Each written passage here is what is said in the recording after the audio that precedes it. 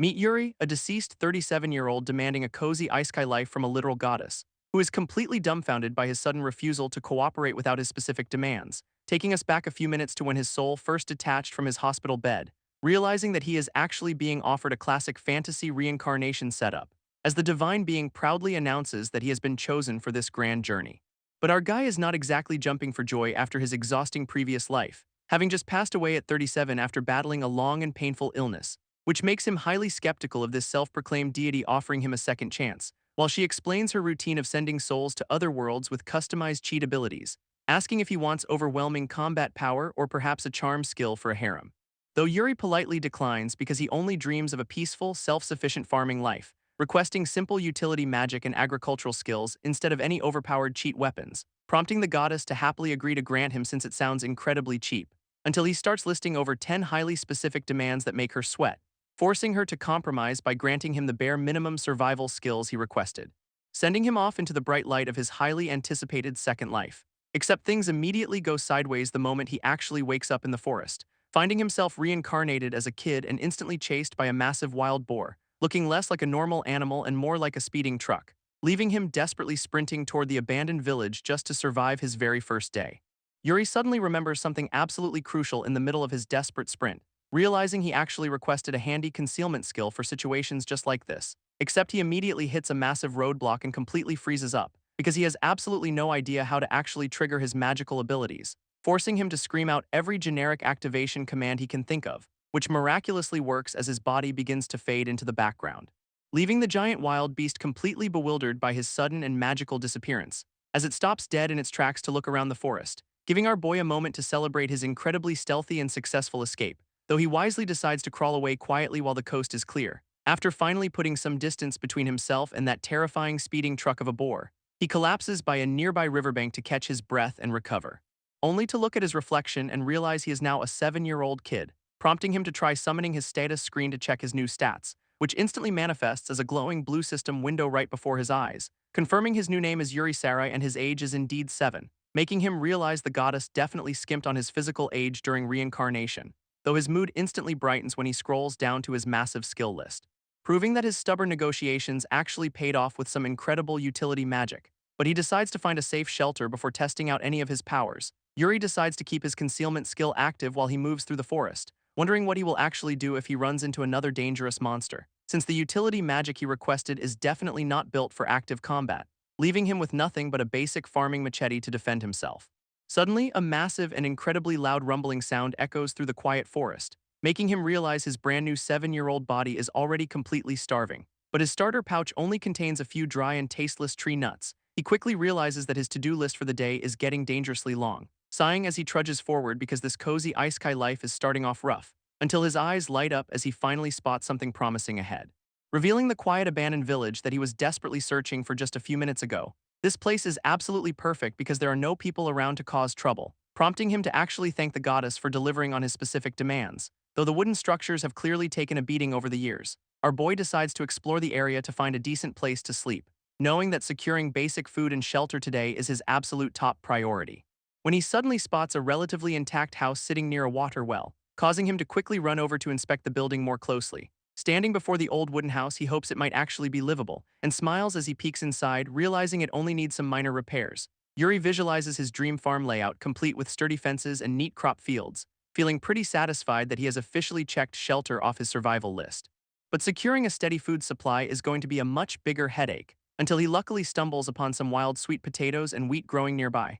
realizing these are leftover crops from the old villagers that managed to survive. However, he hesitates to take a bite because they might actually be poisonous, prompting him to remember a very specific skill he requested for this exact situation, pulling up his system window to select his level 5 appraisal ability, which immediately begins scanning the mysterious wild crops right in front of him, flashing a bright notification to signal that the analysis is finally complete, confirming that both the potatoes and wheat are perfectly safe to eat and cultivate, though some older leftover grain is edible but unfortunately too dry to replant. Suddenly, a brilliant idea strikes our boy as he looks at the useless grain, planning to use the dry grains as bait to build a classic bird trap. And right on cue, a couple of plump wild birds land nearby, instantly spotting the delicious trail of seeds he scattered across the forest floor, while Yuri watches from behind a wooden fence with a highly mischievous grin, plotting to get them comfortable before springing his trap to secure some meat. Except he suddenly freezes up as another realization hits him out of nowhere, remembering he actually has basic elemental magic that could just blast them instantly. Suddenly, a mysterious voice echoes through the quiet forest warning him to watch out,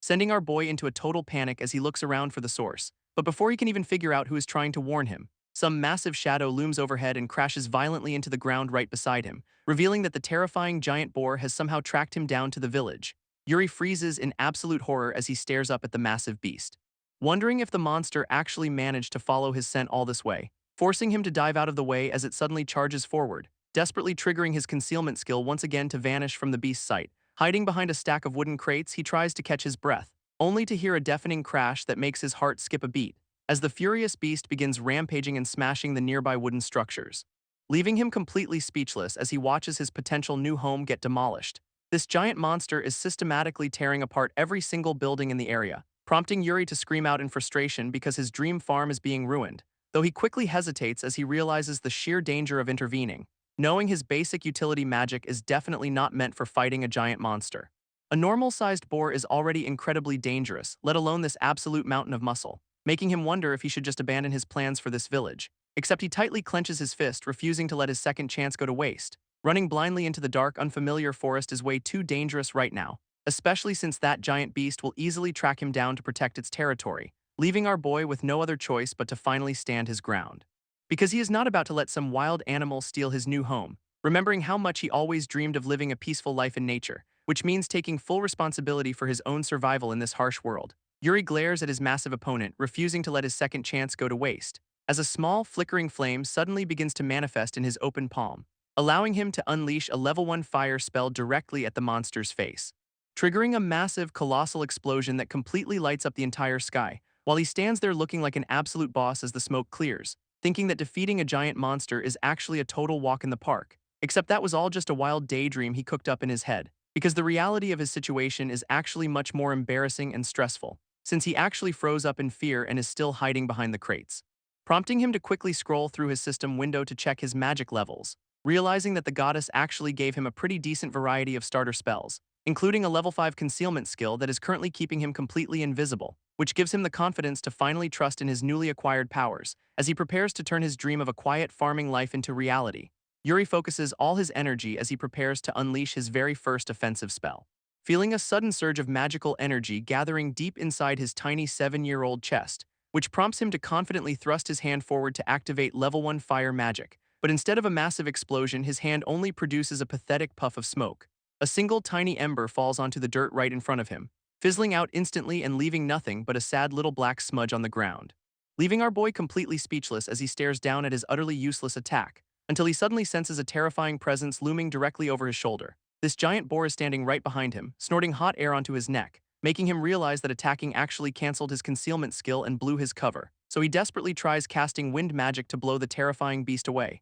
only to accidentally summon a tiny green sprout on top of the monster's head. This hilarious failure only angers the beast more, forcing Yuri to run for his life, while he frantically scrolls through his system window to find any spell that can help, until he spots his level 3 earth magic and quickly triggers it to block the path, causing a massive, jagged stone wall to erupt violently from the forest floor. Our boy hopes this higher-level defensive spell will finally buy him some time, but the unstoppable monster easily smashes its head right through the solid rock, showering Yuri in sharp debris as his last line of defense is completely shattered, though his eyes suddenly widen as he spots another potential solution on his screen. Yuri notices the giant beast is completely stuck in the stone wall he just created. Realizing this is his absolute best chance to strike while it cannot move, so he slowly draws his basic farming machete with a mixture of fear and determination, recalling how wild predators always target the throat to bring down massive prey. Spotting a vulnerable gap in the stone right near the monster's exposed neck, our boy steels his resolve for a high-stakes gamble that could end his life, even though his hands are shaking violently as he grips the cold handle,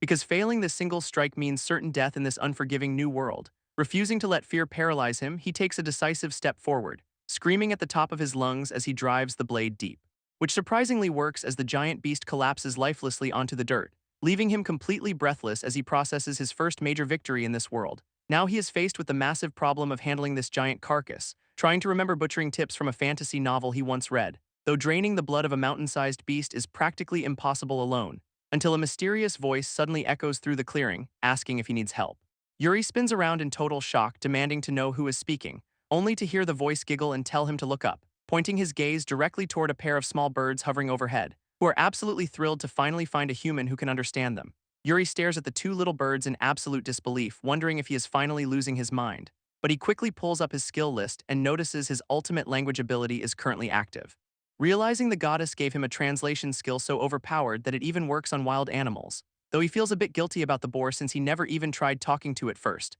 While the two adorable birds chirp excitedly to get his attention right in front of his face, they ask our boy if he is looking for a river, prompting him to nod in agreement, which leads them to happily point him toward a massive water source located just beyond the trees, making him wonder why these random forest creatures are suddenly being so incredibly helpful to him, until they explain they are just returning the favor for the delicious wheat seeds he scattered earlier, bidding him farewell as they fly back up into the beautiful, clear blue sky. Yuri stands there completely frozen in silence as he watches his new feathered friends disappear, letting out a massive sigh of relief that he did not actually blast them with magic. But he still has to figure out how to transport this massive, heavy boar carcass, until a brilliant solution suddenly pops into his head as he stares at his system screen, remembering he actually has a level 3 storage skill designed specifically for carrying heavy items. Following the simple system instructions, he gently reaches out to touch the giant beast's hairy back, quickly tapping the storage icon on his glowing screen to activate the magical inventory space, which instantly sucks the mountain-sized monster into a massive, swirling bubble of light,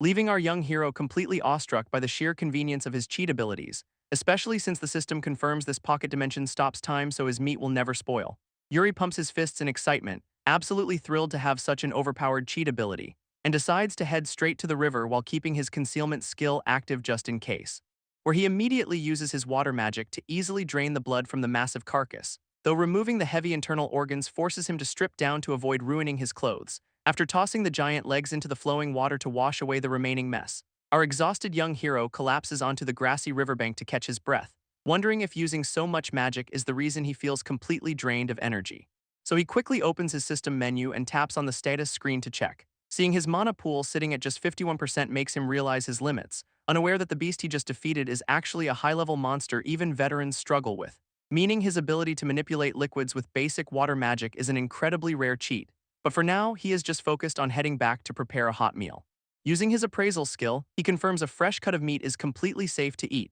which prompts him to quickly shape a crude stone oven using his handy earth magic, before casting a tiny spark of fire magic to light up the dry firewood inside, feeling quite proud of himself for following basic camping safety rules in this wild world. A thin trail of smoke begins rising peacefully from his makeshift kitchen into the sky, as the thick cut of boar meat roasts beautifully over the hot, crackling flames, leaving our hungry boy drooling in pure anticipation as the delicious aroma fills the air, until he finally lifts the perfectly cooked meat, ready to take his very first legendary bite. Yuri opens his mouth wide, ready to sink his teeth into the juicy roasted meat, taking a massive bite of the freshly cooked boar as the rich juices explode, chewing slowly as he tries to process the incredible flavor of his first meal, which leaves him completely frozen in silence for a brief tense moment, before he suddenly screams in pure ecstasy, absolutely terrifying all the nearby forest animals. This meat is incredibly tender and sweet even without a single drop of seasoning, causing a single emotional tear to roll down and splash onto his foot, because he is finally feeling the true joy of being alive in this world. Sitting peacefully outside his new home, Yuri realizes how far he has actually come, leaving behind nothing but a completely clean wooden skewer on the grassy ground, though he quickly remembers that he still needs to secure a safe place to sleep, prompting him to draw a defensive plan in the dirt to keep monsters away, smiling confidently as he prepares to upgrade his base before the sun goes down. His system window immediately updates with a brand new quest to strengthen his base defenses, which inspires him to start crafting essential items using his handy earth magic, but he still needs to build a proper wall to protect his wooden hut, realizing that gathering wood from abandoned houses would take way too much time and effort, while stacking heavy stones like a castle wall is also far too exhausting to do alone. Looking at the massive stone cliff nearby, he realizes there is only one logical solution. Deciding to use his earth magic to quickly shape a massive defensive barrier instead. Deciding to practice his earth magic, Yuri filters out tiny stones to increase the material's overall strength. So our boy immediately gets to work, testing his skills with a cute little training montage, which results in 3 very different stone cups sitting on top of a nearby tree stump. Yuri proudly examines his progress, noting how the last cup turned out incredibly smooth compared to his first awful attempt, tapping on the sturdy vessel to confirm it actually has the impressive hardness of solid stone, essentially making this a high-quality, magic-infused stone cup he created entirely from scratch. Channeling his inner master artisan, he realizes that preparing the soil is the absolute key to perfect pottery. So he uses his earth magic to dig up dirt while carefully filtering out roots and pebbles, before thoroughly kneading the purified clay to ensure it has the perfect consistency for his next project, allowing him to slowly and carefully shape a massive, towering structure straight out of the ground. Our young hero stands back in absolute awe of his creation, admiring the magnificent smooth stone wall, estimating it to be 5 meters wide and 3 meters high to keep any dangerous monsters out. Though he still needs to build 3 more identical walls to completely surround his wooden hut, and after a bit of hard work, his ultimate stone fortress is finally complete. Standing inside his brand new courtyard, the kid watches a bird fly peacefully over the massive barricade, but he quickly realizes the towering walls actually make his new home feel like a claustrophobic prison. Though since he lacks the mana to build a door, he decides to just store a wall whenever he leaves. And with the sun setting over the mountains, he happily declares his daily chores are officially done. However, his expression suddenly turns serious as he remembers one crucial detail he completely forgot about, realizing that he still needs to secure a clean source of drinking water to survive the night. Yuri wanders around the abandoned village, trying to remember where he saw a potential water source, until he suddenly recalls spotting something useful during his very first exploration of the area, leading him straight to an old, mossy stone well hidden behind some overgrown weeds. Peering over the edge, our boy realizes the shaft is incredibly deep and completely dark, so he decides to drop a small pebble to check if there is actually water, leaning his ear close to the opening to listen carefully for any sound, which pays off when a soft splashing noise echoes back up to the surface. Though the wooden pulley system is completely broken and lacks a bucket to scoop it, realizing he has no other choice, he reluctantly decides to use his water magic again, focusing his mind to visualize the liquid floating upward like it would in outer space, which actually works as a perfect sphere of water slowly rises out of the well, leaving him absolutely thrilled to see his magic pull off another incredible trick so easily. Using his appraisal skill, he confirms the floating water is completely safe and bacteria-free, allowing him to finally boil it over his campfire as night begins to fall, before collapsing onto a wooden stump, completely exhausted after a chaotic first day of survival, though he still has to sleep on a makeshift bed of giant green leaves. Looking up at the darkening sky, he starts listing all the massive chores left. But a confident smirk spreads across his face as he realizes his absolute freedom, knowing he can build his brand new life exactly how he wants in this world, making him genuinely excited to see what kind of adventures tomorrow will bring. Yuri wakes up the next morning groaning in pain, his entire body feeling incredibly stiff, noticing the thin layer of leaves did absolutely nothing to block the freezing ground, which makes him determined to turn his giant boar hide into a cozy blanket today. However, actually processing animal leather is a lot harder than he originally thought, prompting our boy to quickly pull up his system screen to find a solution, where he immediately spots his incredibly useful unique skill called the Countryside Living Guide. Realizing the goddess gave him a built-in survival encyclopedia for his new fantasy life, he immediately types boar hide tanning method into the system search bar to check, which brings up a step-by-step guide starting with skinning the beast to size, followed by thoroughly washing away all the dirt and blood from the thick fur, before using a sharp knife to painstakingly scrape off every bit of leftover fat, leaving him completely exhausted and panting heavily as he finishes the physical labor. This next step instructions suddenly reveal he must soak the hide for 2 whole weeks, using a specialized tanning solution made of water, alum, and a bunch of salt, which instantly crushes his hopes since he has absolutely no way to get those ingredients, forcing him to give up on the leather blanket and just gather more leaves instead, deciding to focus his remaining energy on cleaning and repairing his dusty wooden hut. A quick inspection of the floor plan reveals a simple 3-room layout inside, prompting him to check out the kitchen area and the dining space right across, before heading to the back room to set up his main bedroom and living space. Yuri looks down at his feet, realizing sleeping on the cold ground is definitely not for him, but with his mana fully restored after a good night's sleep, he is ready for some DIY, using his earth magic to raise the entire wooden hut off the damp forest floor, which gives the foundation a sturdy concrete-like texture that keeps the interior nice and cool, while he designs a traditional Japanese-style hearth area to make the kitchen feel like home. Next, our young builder focuses on repairing the broken window frames and reinforcing the wooden walls, even crafting a complete set of high-quality stone plates and utensils using his earth magic, before casting a quick burst of wind magic to blow all the dust out the window, leaving him covered in soot but incredibly proud of his hard work for the day, as his newly renovated forest cottage sparkles beautifully under the evening sky. With darkness falling, he decides to call it a night and plan some homemade candles tomorrow, though he still desperately wishes he had a proper hot bath and a real toilet. But as the birds chirp to welcome a brand new morning in the forest,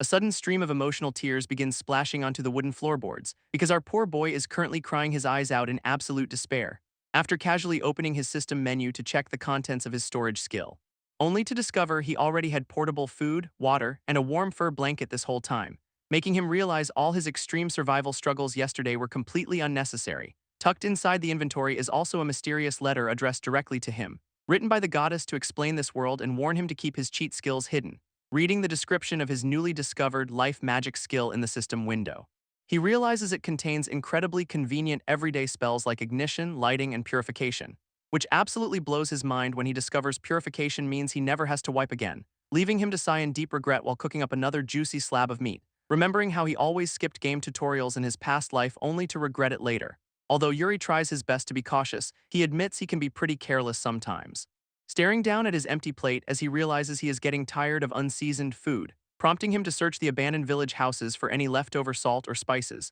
Stepping inside a completely ruined wooden shack, he grumbles about the goddess not gifting him seasonings, until his eyes suddenly catch sight of something strange lying on the dusty floorboards, reaching down to carefully pick up a rolled-up piece of old parchment, revealing a highly detailed hand-drawn map of the entire surrounding forest area. Wondering what kind of secrets this abandoned land might actually be hiding, Yuri is incredibly relieved that the paper has not completely rotted away over the years, though the drawing itself is so simple that he struggles to make any sense of it, except for a mysterious black X mark that could indicate either danger or valuable resources. Flashing a bright, excited smile, our boy decides to go investigate the marked location immediately, heading straight out into the dense woods to see what lies ahead, knowing that exploring is far better than guessing, especially since this village was built for a reason, secretly hoping he might stumble upon some hidden treasure to kickstart his new fantasy life. Yuri clutches the old map tightly, determined to see what secrets are hidden in the woods. But he suddenly freezes in absolute shock as he reaches the edge of the forest, realizing that there is absolutely no path through the incredibly dense, overgrown wilderness.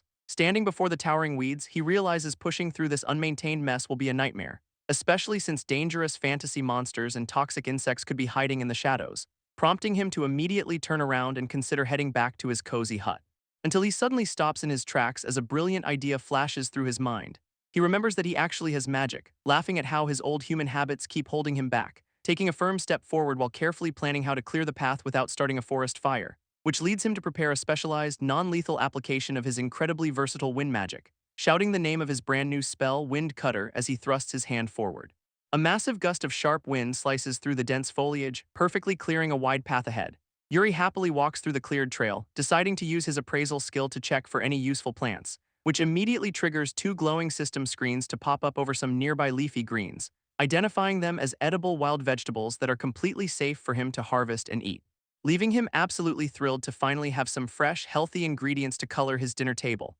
Suddenly, his eyes catch sight of another familiar leaf shape growing nearby, wondering if it could be yam, drooling at the thought of delicious grated yam, which sounds way better than gold or silver right now. Although wild yams normally take 10 years to grow and are incredibly difficult to dig up safely. Our boy flashes a confident smirk, knowing his handy earth magic will make harvesting them a total breeze. Yuri activates his earth magic, causing the soil to rumble as something begins to emerge. But instead of a normal vegetable, a bizarre human-shaped root pops out of the dirt, leaving our boy completely speechless as he squats down to inspect the weird little creature, realizing it is definitely not a monster, even though it has a hilariously sad face, which reminds him of those weirdly shaped, sexy radishes people post online sometimes, so he decides to toss it into his handy system storage to examine later. Suddenly, a sharp warning chime rings out from his system menu to signal nearby danger, sending a cold shiver down his spine as his survival instincts instantly red alert, prompting him to look around the quiet forest with an incredibly bad feeling, knowing he needs to get out of this open area as fast as possible. Before he can even take a step, a massive invisible blade slices through the air,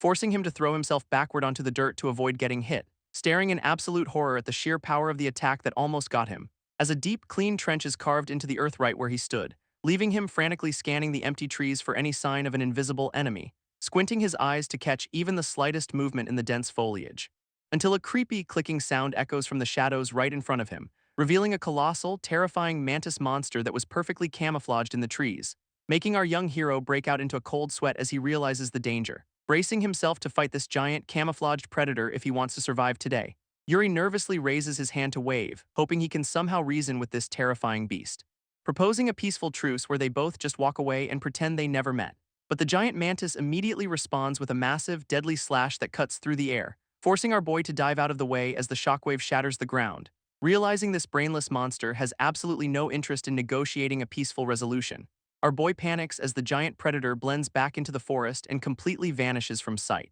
knowing that a single direct hit from that invisible blade will instantly end his life, which makes him focus every single ounce of his concentration on the quiet forest. Suddenly, his body moves on pure instinct to dodge another deadly, unseen strike, confirming that his passive presence detection skill is actively tracking the monster's movements, allowing him to pinpoint the exact location of his hidden enemy in real time. Our young hero glares ahead with absolute determination, ready to turn the tables on his attacker, sensing the beast's physical outline perfectly despite the advanced active camouflage hiding its body, prompting him to quickly gather his mana to prepare a brand new spell, unleashing a massive torrent of water that swirls wildly all around his feet, recalling from the goddess's letter that water magic can actually manifest moisture directly from the air. With a sharp gesture, he instantly traps the giant mantis inside a massive, floating sphere of water, holding his hand out to maintain the suffocating prison despite the monster's frantic thrashing, deciding that drowning the beast is the perfect way to keep its valuable sides completely undamaged, so he can harvest them later to craft some incredibly powerful weapons and farm tools.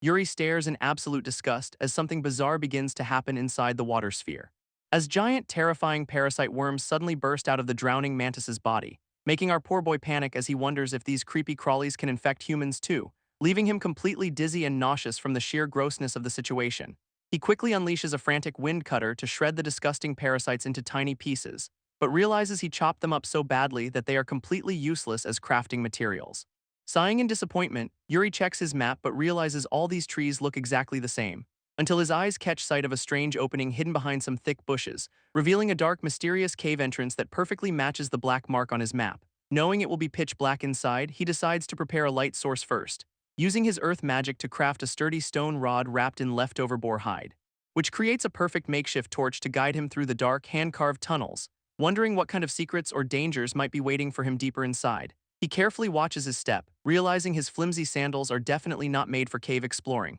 hoping he can find some valuable loot to sell or barter in a nearby town, since having some actual money would make his new fantasy life so much easier. Until he suddenly rounds a corner and gasps as a brilliant light fills his vision, staring in absolute awe at a massive, glowing crystal stalactite illuminating the entire cavern, realizing that this breathtaking magical view is a priceless treasure all on its own. With his spirits fully restored, our boy happily feasts on some delicious, well-deserved meat. Yuri realizes the glowing crystal stalactite from the cave is actually a massive chunk of rock salt, which means he can finally enjoy his dream of living a peaceful isekai slow life, though a sudden wave of doubt washes over him as he pauses to think, remembering the terrifying giant monsters he just had to fight off in these woods. Trying to shake off the worry, our boy feels like he is still forgetting something important, until a sudden spark of inspiration hits him like a bolt of lightning, realizing there is one absolute staple of the slow life genre he has completely ignored, prompting him to strike a heroic pose and declare his grand entry into agriculture. Starting a farm in a fantasy world requires a lot of careful planning, and the absolute most critical first step is preparing the hard, uncultivated soil,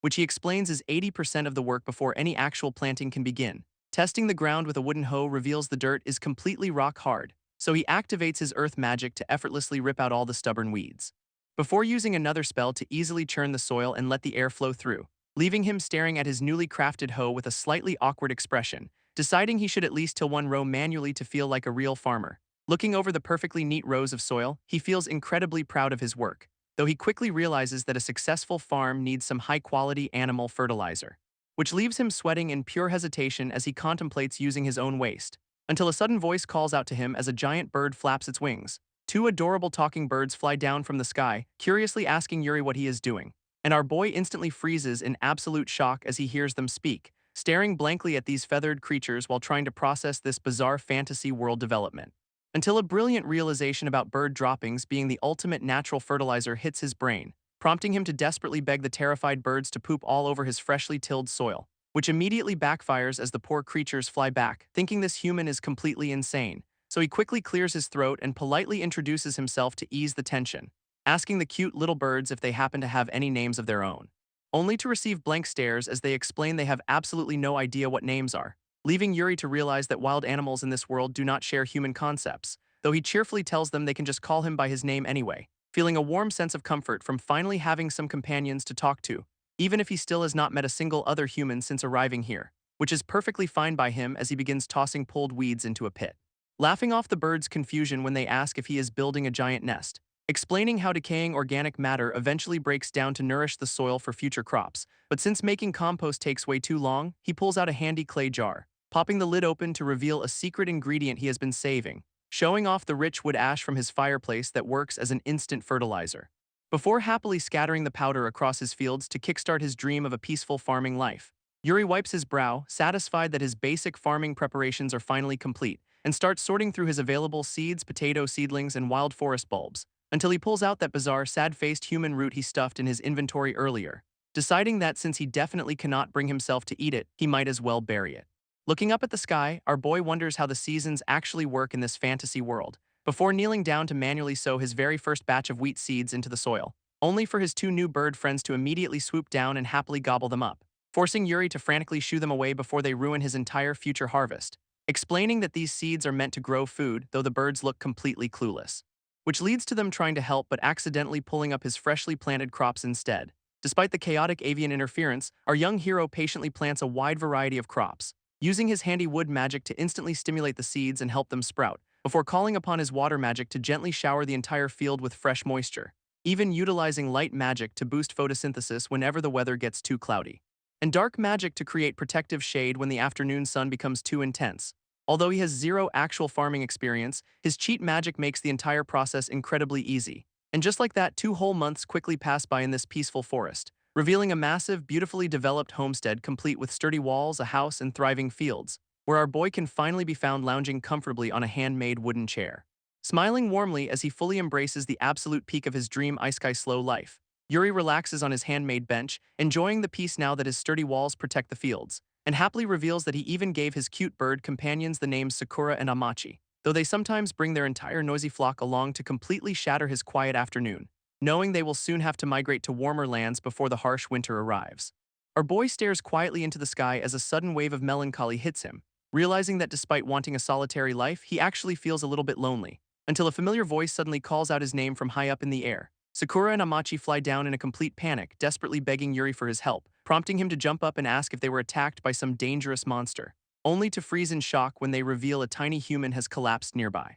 Knowing he cannot waste a single second, Yuri prepares to rush to the rescue, following the frantic birds as they guide him deep into the thick, overgrown forest. He grips his weapon tightly, wondering how a child could possibly end up out here, fearing the worst as he worries that someone might have heartlessly abandoned them, until they finally arrive at a massive tree where the birds point excitedly, leaving our hero to stare blankly at the empty spot in total confusion. Looking around the base of the trunk, he finds absolutely no sign of anyone, shouting out into the woods to let the mysterious stranger know he is here. But his voice only echoes back through the eerie, silent trees without any response, making him think they moved, though the birds urge him to look much closer. Yuri peers closely behind the massive tree trunk, spotting a faint glow in the grass, and his eyes widen in absolute shock as he realizes what is lying there, revealing a tiny, beautiful fairy-like girl collapsed unconscious on the forest floor. Leaning in closer, our boy is amazed by how incredibly small and doll-like she is, prompting him to quickly pull up his system interface to check her status, which thankfully reveals she is not injured, though her mana is almost completely depleted. So he remembers the special mana recovery potion he received from the goddess.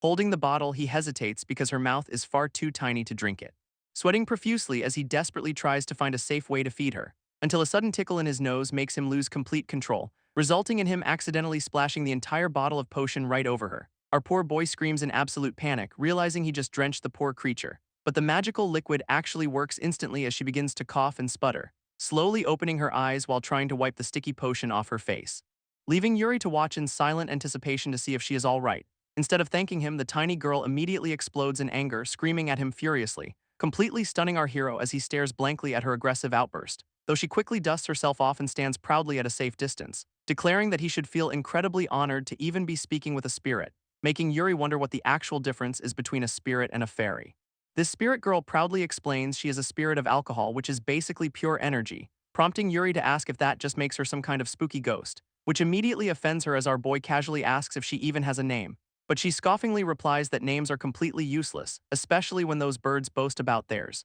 She explains that spirits recognize each other through their unique mana signatures instead of human labels, giving him a slightly smug look as she pauses to think about her situation, before admitting that having a nickname might actually be a little bit convenient. Telling Yuri he can call her whatever he likes, she completely ignores his awkward, sweating expression, until our hero suddenly notices a strange, calculating shift in her cute attitude, as she puts on a dramatic, teary-eyed act about not abandoning a poor, helpless spirit, forcing a system notification to pop up declaring she has officially joined his party. Walking back to his homestead, Yuri can only sigh at his bizarre new living situation. This tiny spirit happily floats alongside him, excited to finally see his home village, only to stop in her tracks when she notices the broken, dilapidated buildings, prompting her to gasp in absolute shock when Yuri casually confirms her suspicions. He cheerfully explains that he is the sole resident living in this abandoned forest village, which instantly triggers a massive wave of deep, tragic sympathy in her mind, leaving our boy incredibly confused as she looks at him with pure, sorrowful pity, Suddenly, a terrifying realization hits the tiny spirit like a bolt of lightning.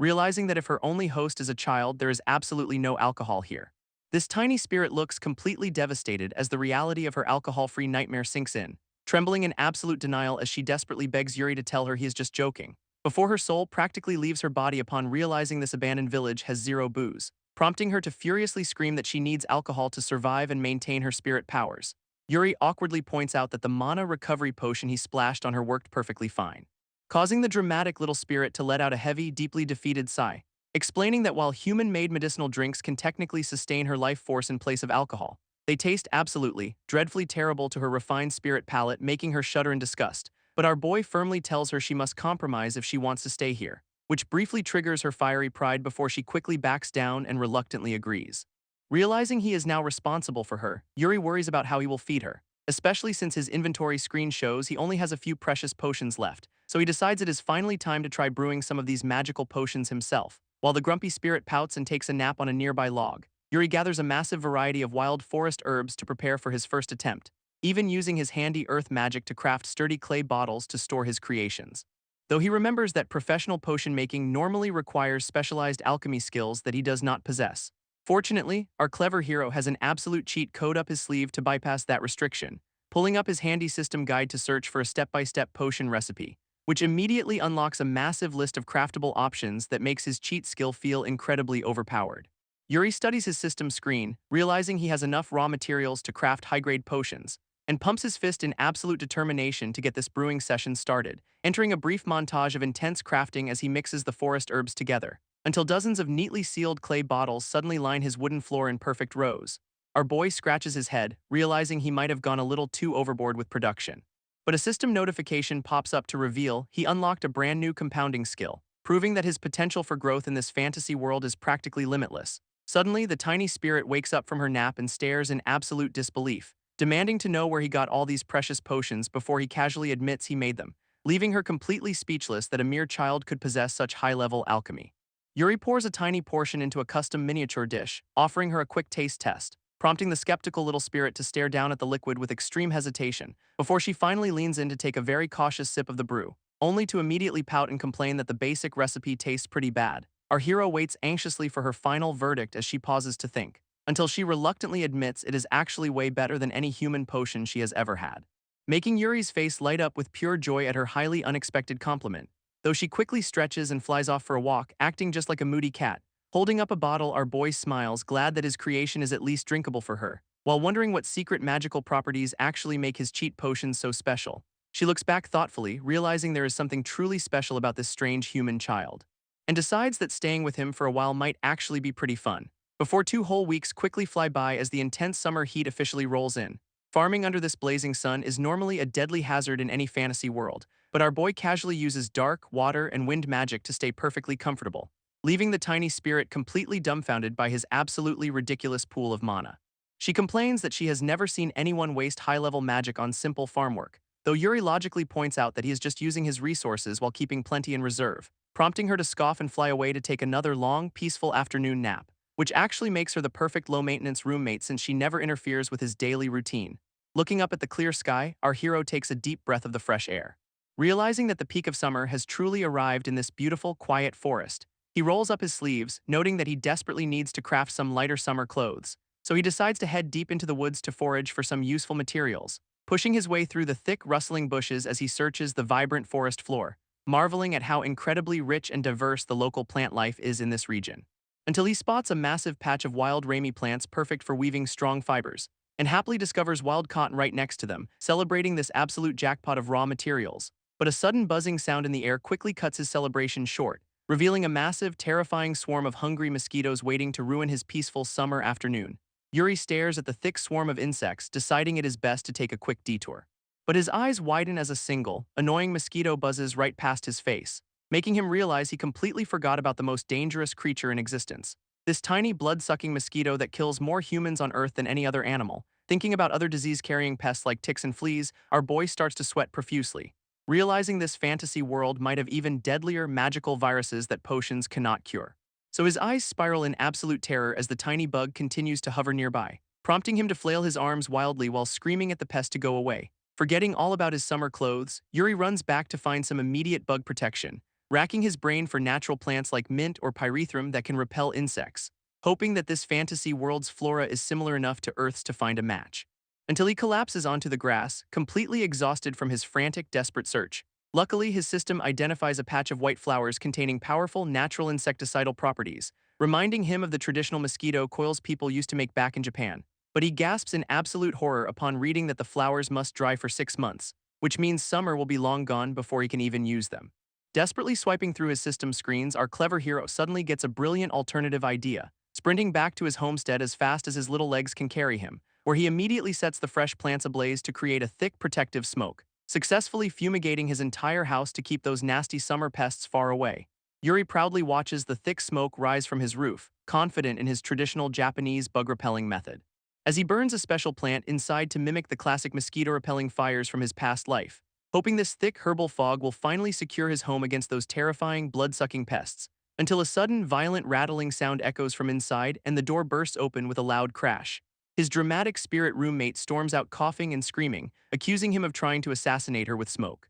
leaving our poor boy frantically apologizing as she pouts on the roof, deeply regretting her life choices. Though she still refuses to look at him, sitting grumpily on the windowsill with her back turned, before she turns around to lecture him about his complete lack of preparation for the dangerous summer season. She warns him that fantasy world mosquitoes are actually deadly pests that can completely drain a human's mana, prompting her to look at him with a surprisingly serious expression as she pauses to think, which only makes Yuri smile warmly, gently asking her to teach him more about this strange world, catching the proud little spirit completely off guard with his genuine, sweet attitude toward her. A soft, genuine smile finally creeps onto her face as she starts to appreciate his kind nature, only for her to quickly demand high-quality alcohol in exchange for her knowledge, which he immediately rejects as impossible, leading to another peaceful morning in the forest as the summer heat continues to rise outside, while the lazy spirit floats by the window, loudly singing dramatic hints about wanting a drink. Yuri firmly ignores her constant begging, prompting her to huff and puff in absolute dramatic defeat. As she lazily lounges around the house, still refusing to tell him her actual spirit name, even after 2 whole months of living together, proudly claiming she will only answer to a nickname she likes, leaving our hero to sigh as she completely ignores every single cute name he tries to give her. Yuri sighs as the picky spirit continues to reject every single nickname he proposes, leaving them to casually address each other like an old married couple who just met. Until a beautiful summer day finally arrives, bringing a massive change to their quiet homestead. As Yuri happily notices that his planted wheat has grown incredibly tall and is ready for harvest, he walks into the golden field already dreaming of baking fresh bread and making delicious noodles. But a sudden dramatic voice from behind quickly halts him right in his tracks. This tiny spirit appears, loudly challenging him to a harvesting contest to win some freshly brewed beer, prompting our boy to give her a deadpan look, questioning this incredibly one-sided deal, which makes her panic and desperately promise to do absolutely anything he wants if he wins. Our boy suggests she must stop begging for alcohol forever if she loses, completely shattering her soul. Though she quickly recovers, sweating as she convinces herself that losing is simply not an option. She confidently accepts the challenge, while Yuri wonders why she always digs her own grave,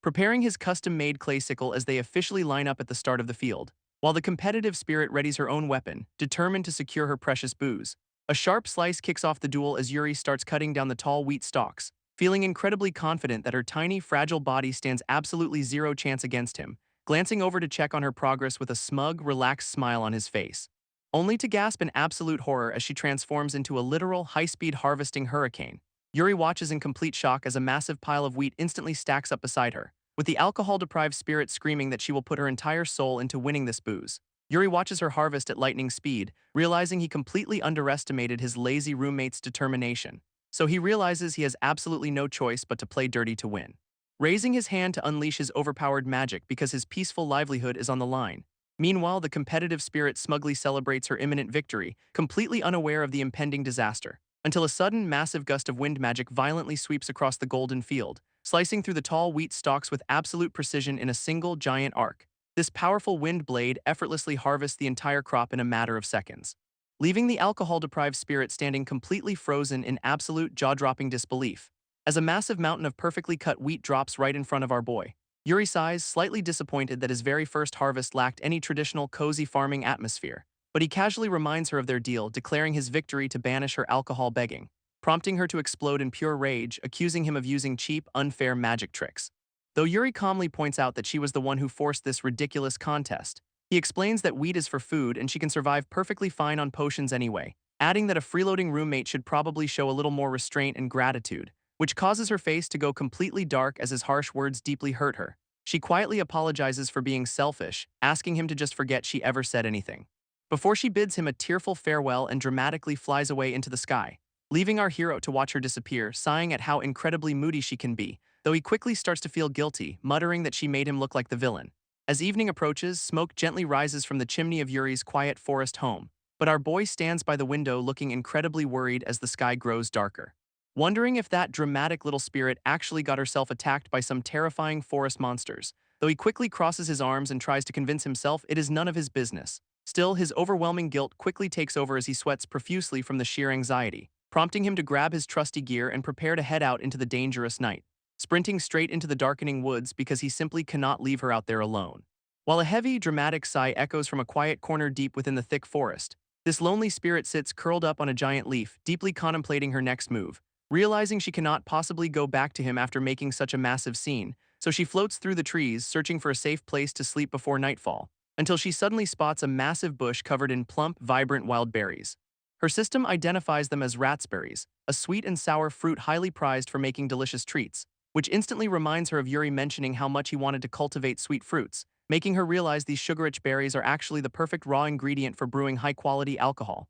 But she quickly snaps out of it, making a hilariously disgusted face at herself, screaming in frustration that she has absolutely no reason to try and win his favor. Though she smugly tells herself she might return if he chases her down and begs, before sighing at her own foolish expectations as she slowly walks away from the bushes, until a sudden loud rustling sound behind her makes her freeze in absolute shock. This dramatic spirit gasps with a glimmer of hope, wondering if Yuri actually chased after her, but she quickly gets flustered and denies being happy when the nearby bushes suddenly start rustling, revealing a massive, terrifying wild boar monster that glares right at her with menacing eyes, prompting her to scream in absolute terror as she realizes she is in deep trouble, flying away at lightning speed while the angry beast charges wildly through the thick forest. After a frantic escape, she stops to catch her breath, panting heavily from the exhausting chase, only to freeze in fear as a giant, scaly snake tail slithers right beside her, which turns out to be a colossal serpent opening its massive fangs to swallow her whole, sending her soaring higher into the sky, where a terrifying, multi-eyed bird monster immediately corners her. She screams in pure despair, completely overwhelmed by the endless onslaught of deadly forest creatures, eventually finding a small leaf to hide under while trembling from the sheer danger outside, deeply regretting her dramatic exit and wishing she had never left Yuri's safe, cozy home. Until another sudden rustling sound nearby makes her heart sink, expecting yet another monster. But her eyes widen in shock as Yuri steps through the bushes with a warm smile. He gently reaches out his hand, expressing his relief that she is safe and inviting her home, causing her eyes to well up with massive tears of gratitude and overwhelming relief, before she bursts into dramatic, happy tears, loudly declaring that she will finally return with him. Later that night, a peaceful silence settles over their cozy forest home once again, as the quiet spirit looks at Yuri, softly asking why he actually came to find her, prompting our kind hero to smile warmly, explaining that he simply could not leave his friend behind. This spirit looks down, softly apologizing for being so incredibly immature despite her actual age, which makes Yuri chuckle warmly as she grumbles about him acting way too mature for a kid. While she nervously fidgets with her dress, trying to find the right words to say, before she finally promises to never beg him for alcohol again to keep her end of the deal, Yuri smiles and casually mentions his plans to expand their farming fields, leaving her completely confused, until he reveals that he actually wants to brew some high-quality alcohol for her in the future, explaining that he suddenly remembered the painful, restricted days of his past life, where he survived solely on bitter medicine without ever enjoying the simple pleasure of delicious food. He tells her they should get along from now on, calling her by the name Masha, catching her completely off guard as he explains it comes from a legendary goddess of alcohol, referencing a famous shrine from his old world that was dedicated to the art of sake brewing, gently offering to think of another name if she dislikes it, but she softly repeats it. While Yuri looks at her hopefully, wondering if she actually likes her brand new nickname, prompting her to flash a brilliant, tearful smile as she happily thanks him for the wonderful gift. Meanwhile, a massive full moon rises over a neighboring village located just a few miles away, where terrified guards desperately band together to defend their home from a colossal, shadowy beast, revealing a terrifying, scarred bear monster that growls menacingly at the heavily armed defenders, only for the massive creature to suddenly turn around and retreat back into the dark forest, leaving the relieved guards to lower their weapons, amazed that the smart beast actually chose to flee. Though their leader sighs in relief, knowing it is a miracle they survived the deadly Gambit grizzly, this guards decide to call off the chase because the beast fled into the Forbidden Forest, which is known as a deadly demonic territory where absolutely no humans can survive. Though Yuri remains completely oblivious to this terrifying reputation as he plans his next berry-picking trip, unaware that the massive, scarred grizzly monster is already heading straight toward his quiet home. But the next morning starts peacefully enough at the cozy homestead in the woods, as our boy happily pops a freshly harvested wild berry right into his mouth, instantly falling in love with the sweet flavor and deciding he must cultivate them immediately. Though Masha quickly panics and begs him not to eat their precious alcohol ingredients, prompting Yuri to ask if they can actually brew high-quality booze using only fruit, which she confidently confirms, explaining that these specific berries are packed with natural sugars. She walks him through the simple brewing process, starting with crushing the washed fruits, before sealing them inside a clean jar to ferment in a dark, breezy spot.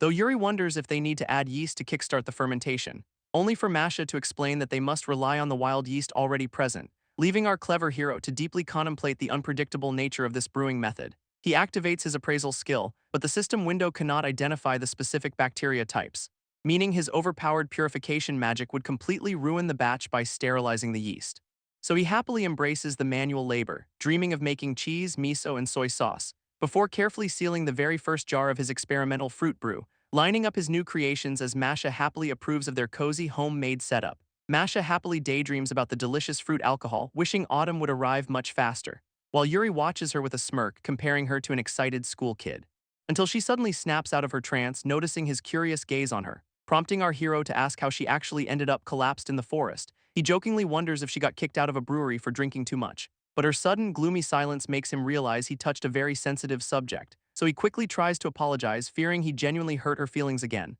only for Masha to suddenly grab his face with her tiny, trembling hands. She tearfully demands that he listen to her tragic backstory, looking incredibly frustrated, explaining that she actually lived peacefully in a large city brewery for many years, where the previous owner was a kind old man who deeply respected alcohol spirits, allowing humans and spirits to happily coexist by trading blessings for delicious sake. But everything changed when the old man passed away, leaving his son in charge. This greedy successor cared absolutely nothing for quality, focusing solely on maximizing his profits, which quickly ruined the brewery's reputation as he cut corners and cheapened the ingredients, before he hired an exorcist to banish Masha, falsely accusing her of stealing his stock, forcing her to flee in search of a new home, only to find every nearby brewery already occupied. Yuri listens intently as she explains how she got lost in the woods and collapsed, though she sighs, admitting she could not even defend herself against the cruel accusations, because normal humans can only see spirits as mindless, floating balls of glowing light. Yuri wonders why he can see her so clearly when other humans only see floating lights, and Masha explains it is likely due to their incredible magical compatibility and high-quality mana,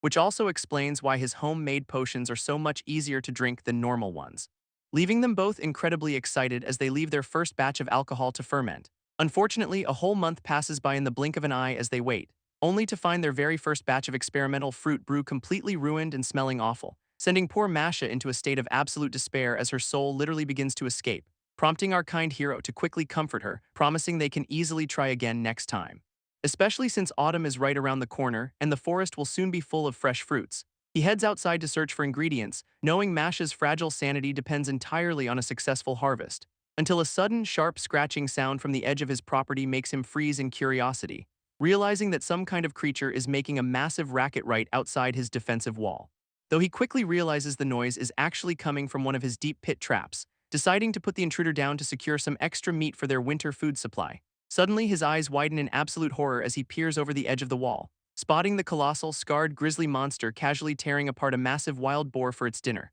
while the terrifying beast lets out a low, menacing growl that echoes through the quiet forest. Because autumn is a time of abundance where every living creature must prepare for the harsh winter, and this legendary bloodthirsty predator is certainly no exception to that brutal rule of nature, leaving our young hero completely cornered as the massive shadow of the beast slowly looms over him. Yuri stands frozen as the colossal bear towers over him like a literal mountain, and the terrifying beast slowly steps forward, making our young hero look absolutely microscopic, especially after he notices the massive boar carcass dragged effortlessly out of his deep pit trap. Recalling his past life knowledge, he remembers that running from a bear is usually a death sentence, since turning your back only triggers their predatory instinct to chase down fleeing prey. But Yuri decides to break the rules anyway, suddenly sprinting away to lure the beast, hoping his sudden retreat will bait the angry predator into following his exact path. As he pushes his body to the absolute limit to gain some crucial distance, positioning himself perfectly on the opposite side of his hidden pit trap to set his trap, this massive grizzly charges forward with terrifying speed, completely focused on crushing its tiny target,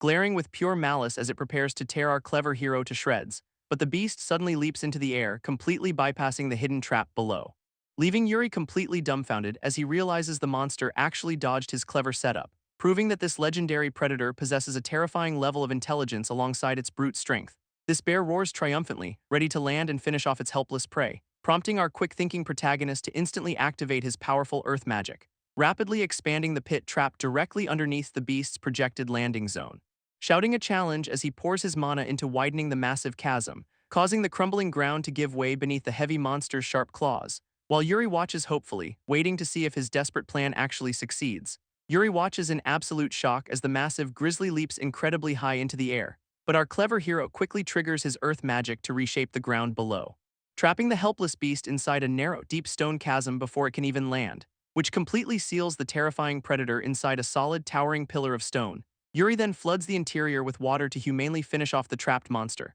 offering a quiet prayer and promising to use all of its materials very respectfully, though he gets a massive shock when his system identifies the beast as a gambit grizzly, making him mistakenly believe that the local humans must be absolute monsters to survive here. Shaking off his fear, he taps his system screen to activate his storage skill, deciding to dismantle the massive bear carcass whenever he has some free time later, before heading back into the woods to find something that might cheer up Masha, returning to their cozy homestead with a giant bowl piled high with fresh wild fruits. Unfortunately, he finds the poor spirit sitting on the floor looking completely dead inside, as she tearfully laments that the entire world is meaningless without her beloved alcohol, prompting our boy to quickly present a very special treat to snap her out of it, showing her a rare, ripe berry that naturally ferments and produces alcohol on its own. Masha merely responds with a sharp tongue click, looking completely unimpressed by his discovery, lecturing him about how true alcohol requires human effort and history rather than simple luck, though she immediately takes a massive bite of the juicy fruit anyway, leaving Yuri with a deadpan expression as she instantly loves it and demands more. Yuri is just relieved to see Masha's mood finally turn around as she happily munches on the berry, but he quickly notices that the sun is setting much earlier as the autumn chill sets in. Realizing that the brutal winter season is going to hit their forest homestead very soon, so he starts daydreaming about a perfectly cozy winter setup with a warm fireplace and endless food. This next morning, our clever hero decides it is time to officially begin their winter preparations, prompting an incredibly hyped Masha to raise her hand and declare her full support, though Yuri holds up 4 fingers, listing the essential survival items they absolutely need to secure. Asking her how the people in her old city managed to keep warm during the freezing months, Masha confidently answers that they used fireplaces, but Yuri crosses his arms with a skeptical look, explaining that a standard fireplace is highly inefficient and only warms up a tiny localized area, meaning their stone floors would still remain absolutely freezing even if they piled on heavy blankets, while their limited firewood supply would quickly burn out twice as fast as normal. Our boy falls into deep thought, trying to brainstorm a modern solution to this ancient problem, until a brilliant spark of genius inspiration suddenly hits our clever hero out of nowhere, deciding to immediately run to the wall and activate his powerful earth magic, leaving Masha watching in utter confusion as the ground begins to rumble beneath them. Yuri proudly presents his brand new invention, a highly efficient underfloor heating system powered by waste heat, which completely baffles the little spirit since she has never heard of such a concept, so he happily tells her to just place her hand directly on the stone, instantly blowing her mind as she gasps at the incredible cozy warmth radiating through the floor. Yuri explains how the new stove channels waste heat directly beneath their stone floor, recycling the energy that used to escape through the roof to keep them warm all winter, which instantly turns Masha into a puddle of pure bliss as she melts onto the cozy stone, falling fast asleep within seconds while our amused hero watches her completely pass out. Leaving the lazy spirit to enjoy her nap, Yuri heads outside to begin his next major task, rolling up his sleeves to officially kick off the autumn harvest on his farm. He grabs a thick vine, eager to see how the sweet potatoes he planted have grown, pulling a massive, healthy root vegetable right out of the fertile soil, revealing an absolute bumper crop of giant potatoes that will easily feed them for months, making him marvel at how incredibly rich and fertile this untouched forest land really is. Suddenly, his attention is drawn to a strange vine that looks completely different from the others, prompting him to investigate the weird leaves and wonder what could be growing underneath. He gives it a firm tug, only for a creepy, human-shaped root to pop out screaming, sending our poor hero into an absolute state of pure, unadulterated terror, until he suddenly remembers that he actually planted these weird things a while back. Realizing what they are, he nervously grabs another vine to see if the rest survived, only to unearth a whole family of screaming, creepy-faced roots that have massively multiplied, leaving him holding a bizarre string of these weird mandrake-like creatures with a deadpan expression. His system identifies them as rare medicinal roots, perfect for brewing high-quality potions later on, which leaves Yuri feeling incredibly satisfied with his massive winter food supply piled high. Yuri starts brainstorming ideas for winter clothes, realizing the grizzly's fur could make a perfect warm sweater. but using the heavy hide as a blanket would be way too heavy and uncomfortable to sleep under, leaving him to wonder if he should settle for straw bedding since he cannot find any cotton, until a familiar voice suddenly calls out his name from the open window. Our boy welcomes his little bird friend Amachi, wondering why the cute creature arrived all by himself, only to notice that the tiny bird looks way fluffier and rounder than usual. Yuri gently picks him up, worrying that overfeeding might make him too slow to escape forest predators, but Amachi happily chirps back, making him realize the bird is just growing his thick winter coat, sparking a brilliant idea in Yuri's mind as he realizes down feathers are the ultimate bedding material. He quickly apologizes to the confused bird, explaining his sudden desire to collect a massive pile of feathers, asking Amachi if he knows any good spots in the forest to harvest them in bulk, which prompts the little bird to mention a species called Luca nesting just a bit further away. Suddenly, a desperate scream for help echoes through the air, catching our hero completely off guard. Recognizing the voice as Sakura, Yuri instantly panics, fearing his other bird friend is in grave danger, rushing outside to see what kind of threat is causing such a massive commotion, only to freeze in absolute shock at the sight of a colossal 10-meter bird chasing Sakura. Amachi frantically warns him that these giant predators are the Luca he was just talking about, making Yuri realize that these massive beasts will completely ruin his home and crops if left unchecked, fueling his determination to protect his peaceful homestead and save his feathered friends from being eaten, as he instantly unleashes a powerful wind cutter spell to blast the giant monster out of the sky. Yuri watches in absolute shock as his wind cutter spell bounces harmlessly off the giant bird, realizing the beast is actually wrapping itself in wind magic to keep its massive body afloat, which completely neutralizes his attack as the angry predator lets out a terrifying, deafening screech, alerting two more of these colossal beasts that quickly circle above his cozy forest homestead, making our young hero realize that while these monsters can communicate, they definitely cannot be reasoned with. Since they are looking for a fight, Yuri confidently prepares to take on all three predators, knowing that focusing on just one target will leave him completely open to the others, so he decides his best option is to immediately disrupt their coordination and movement. Recalling his daily training, he prepares to unleash a spell he has never used in real combat, pointing his finger forward to launch a highly concentrated beam of pure, blinding light, which hits his target dead on and completely robs the giant bird of its vision, causing the disoriented beast to flail wildly and break the group's perfect aerial formation. Seizing this perfect opportunity, our clever protagonist quickly crosses his hands to prepare his next spell, unleashing a wave of dark magic to instantly scramble the minds of the remaining two monsters, buying himself some crucial time to concentrate and prepare his ultimate finishing move, which manifests as a colossal sphere of water that traps all three helpless birds high in the air. Masha is left completely speechless when she realizes Yuri just defeated three legendary giant predators, looking at our young hero in absolute disbelief as he sheepishly apologizes for suffocating them, wishing he had a much gentler way to finish them off while the spirit looks on in horror. Before he happily gathers his massive pile of feathers and fur to finally begin making their winter gear, Yuri starts by soaking harvested plant fibers in water to soften them up, using a custom earth magic spatula to scrape away the rough outer bark of the plants, leaving behind strong, clean white fibers that he can dry and twist into thread, which goes incredibly fast thanks to his handy country life guide skill assisting him. After weaving the thread into a bag, he purifies the feathers to stuff inside, completing a massive, ultra-fluffy down duvet that makes Masha squeal with absolute delight, before he uses the bear fur to knit them both matching cozy winter sweaters. But our clever hero's ultimate winter survival plan is still far from finished. Masha happily rolls around on the warm floor, celebrating their incredibly comfortable new life, though she sighs that a little alcohol is the only thing missing now, prompting Yuri to smirk and tease her for having such low survival standards, leading her over to a brand new door he recently constructed in the back. She peers inside with a puzzled expression, wondering if it is just another storage room, but Yuri merely chuckles with a highly mysterious, knowing grin on his face, proudly presenting a steaming, beautifully constructed indoor hot spring bath for them to enjoy, complete with perfectly heated water radiating cozy warmth throughout the entire stone room. Unfortunately, the little spirit just stares at the water with a completely blank expression, leaving Yuri utterly devastated when she asks what a bath is even supposed to be, shattering his modern common sense as he realizes this fantasy world lacks basic bathing culture, since Masha casually explains that everyone just uses purification magic to clean themselves instead. Yuri is disappointed that Masha does not appreciate bathing, calling it a complete waste of warm water, and she flies away, claiming the underfloor heating and her new sweater are more than enough, leaving our hero to sigh at how purification magic has completely ruined the joy of a hot bath, but he quickly shrugs it off, glad that he can now enjoy the entire hot spring alone. Testing the water first, Yuri gently dips his foot in to make sure the temperature is just right, before slowly stepping into the steaming pool and letting out a massive, dramatic sigh of pure relief, which echoes right through the walls, making a very confused Masha wonder what that weird noise was. While our boy melts into the water, his face flushing red from the incredible, cozy warmth, he sinks deeper into the tub, realizing it has been ages since he last enjoyed a proper bath. Floating peacefully, Yuri compares this massive stone tub to his past life's hospital baths and finds this way better, marveling at how far he has come since first arriving in this harsh, magical forest land, especially since he can easily heat the water using a clever combination of water and fire magic, meaning he does not even need firewood or soap, thanks to purification magic keeping him perfectly clean. To make things even better, he can instantly pull all the water off his skin without a towel, using wind and fire magic together to act as a highly efficient magical hair dryer, giving him absolute confidence that they are now fully prepared to survive the brutal winter ahead. As the very first snowflakes of the season begin to gently fall over their cozy forest homestead, Yuri steps outside to admire the beautiful winter scenery, noting how much it reminds him of Japan. Happily building a cute little snowman decorated with charcoal eyes and some leftover giant bird feathers, before the freezing cold finally gets to him, sending him rushing back inside to his warm bath,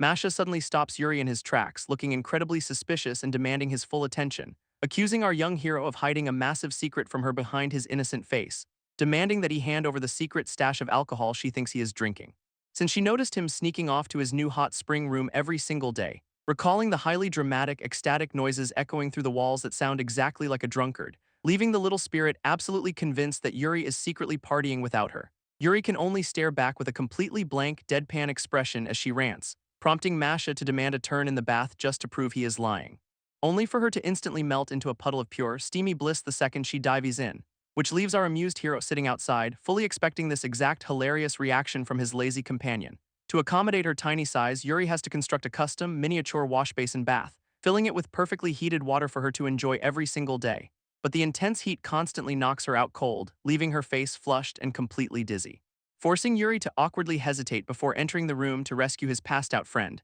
though he quickly gets used to the daily chore of reviving her with cool water. As the cold winter days slowly pass by, icicles form along the roof of their cozy cabin, eventually giving way to a beautiful spring as colorful flowers begin to bloom across the forest, marking the official start of Yuri's second year living in this peaceful, magical parallel world, which fills our boy with massive determination to upgrade his homestead and aim for even higher quality. While he continues to carefully document his daily survival journey in his trusty journal, Yuri stares anxiously at a growing stack of heavy stone tablets in his cabin, realizing that his daily journaling has created a massive, towering pyramid of solid rock, which threatens to completely break through his wooden floorboards if he keeps writing on them. Since parchment is incredibly rare and expensive in this remote fantasy village, looking at some wild plants and flowers he recently gathered from the forest, confidently declaring to the room that he is going to make his own paper, though he immediately realizes he has absolutely no clue how to actually do it. So he gathers various fibrous weeds, tree bark, and insect-repelling plants to experiment with. Thankfully, his overpowered country life guide skill is always ready to bail him out,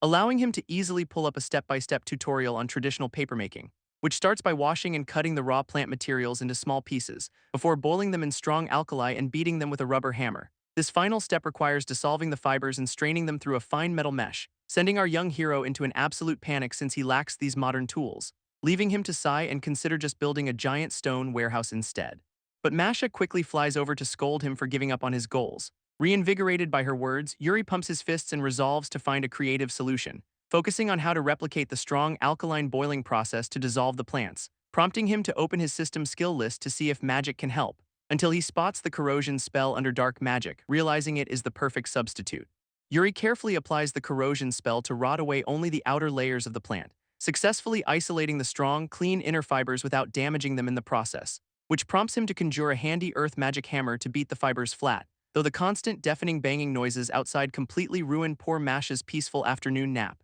Next, Yuri prepares a wooden frame and a tub of water to dissolve the fibers, attempting to use his water magic to spread them out as evenly as possible, but he quickly notices the fibers are clumping together, making the mixture incredibly uneven. Realizing that his wood magic is completely useless now that the fibers are fully separated, refusing to let this setback stop him, Yuri concentrates deeply to find a magical solution, working tirelessly late into the evening as the sun begins to set over their cabin, until Masha flies back inside and finds our stubborn hero still hunched over his workstation, staring in absolute shock when she realizes he might have actually pulled it off. Yuri proudly presents his perfectly strained frame, having finally mastered the trick to spreading fibers, leaving Masha completely dumbfounded as he eagerly prepares to make a massive stack of sheets, completely unaware that his intense concentration just unlocked a brand new type of magic, which manifests as non-attribute magic, allowing him to manipulate physical objects without elemental limits. This is an incredibly rare, legendary achievement in a world dominated by strict elemental rules, but our boy is just happy to hold his very first sheet of dried paper, carefully slicing the stack into uniform sizes to prepare them for his new journal, before using an earth magic needle and thread to bind them into a perfect notebook. Yuri proudly holds up his brand new hand-bound paper journal with a massive grin on his face, hugging the notebook close as he celebrates the unmatched satisfaction of crafting things from scratch, which is made even better now that he has a custom charcoal pencil wrapped in paper, though Masha merely watches him geek out, teasing him about how easily pleased he is, before she suddenly gets a highly mischievous look, hinting at some secret ingredient she discovered, instantly catching our hero's attention as he eagerly asks what kind of rare food she found. Smiling proudly, the little spirit presents a massive, beautifully shaped leaf that looks incredibly familiar, leaving Yuri completely puzzled as he wonders if they are actually supposed to eat tree leaves, until he takes a closer look at the distinct shape and realizes she mentioned the sap, triggering a vivid, mouth-watering fantasy of fluffy pancakes drenched in sweet, golden maple syrup, prompting him to immediately pull up his system appraisal skill to confirm his wild suspicion, which quickly identifies the plant as a sugar maple, the ultimate source of natural sweetness.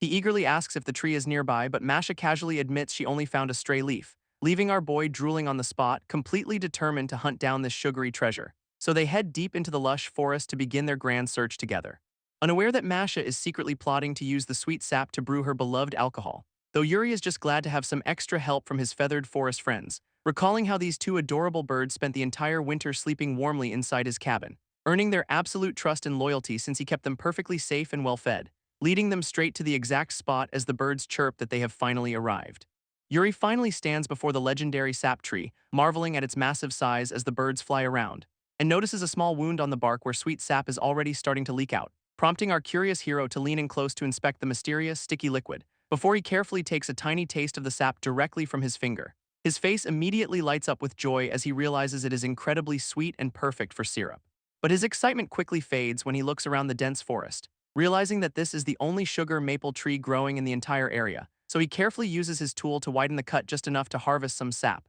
watching the precious golden liquid slowly drip down a leaf and into his wooden bucket, knowing that a single tree will not produce enough sugar for both cooking and Masha's secret alcohol brewing, which means he will have to get creative if he wants a steady supply. Back at the cabin, Masha eagerly flies over to ask if he successfully gathered the sweet sap, and our boy can only smile knowingly, fully aware of her sneaky plans to make alcohol, before he starts planting small twigs in a soil box to explain his cutting propagation method, which involves trimming the leaves and cutting the stems diagonally to help them grow new roots. Masha looks incredibly skeptical, pointing out that waiting for trees to grow will take forever. But Yuri just laughs it off and cracks a terrible tree pun to lighten the mood, only for a sudden, awkward silence to fall over the room as his joke completely bombs, leaving both of them staring blankly at each other in absolute cringe-induced silence. Shaking off the awkwardness, Yuri quickly grabs his bucket and declares it is time to boil the sap. Yuri starts boiling the sweet sap in a large pot, watching the bubbles gently rise, and explains to a shocked Masha that they must boil it down to a fraction of its volume. But he generously offers to let her use this first precious batch for her alcohol,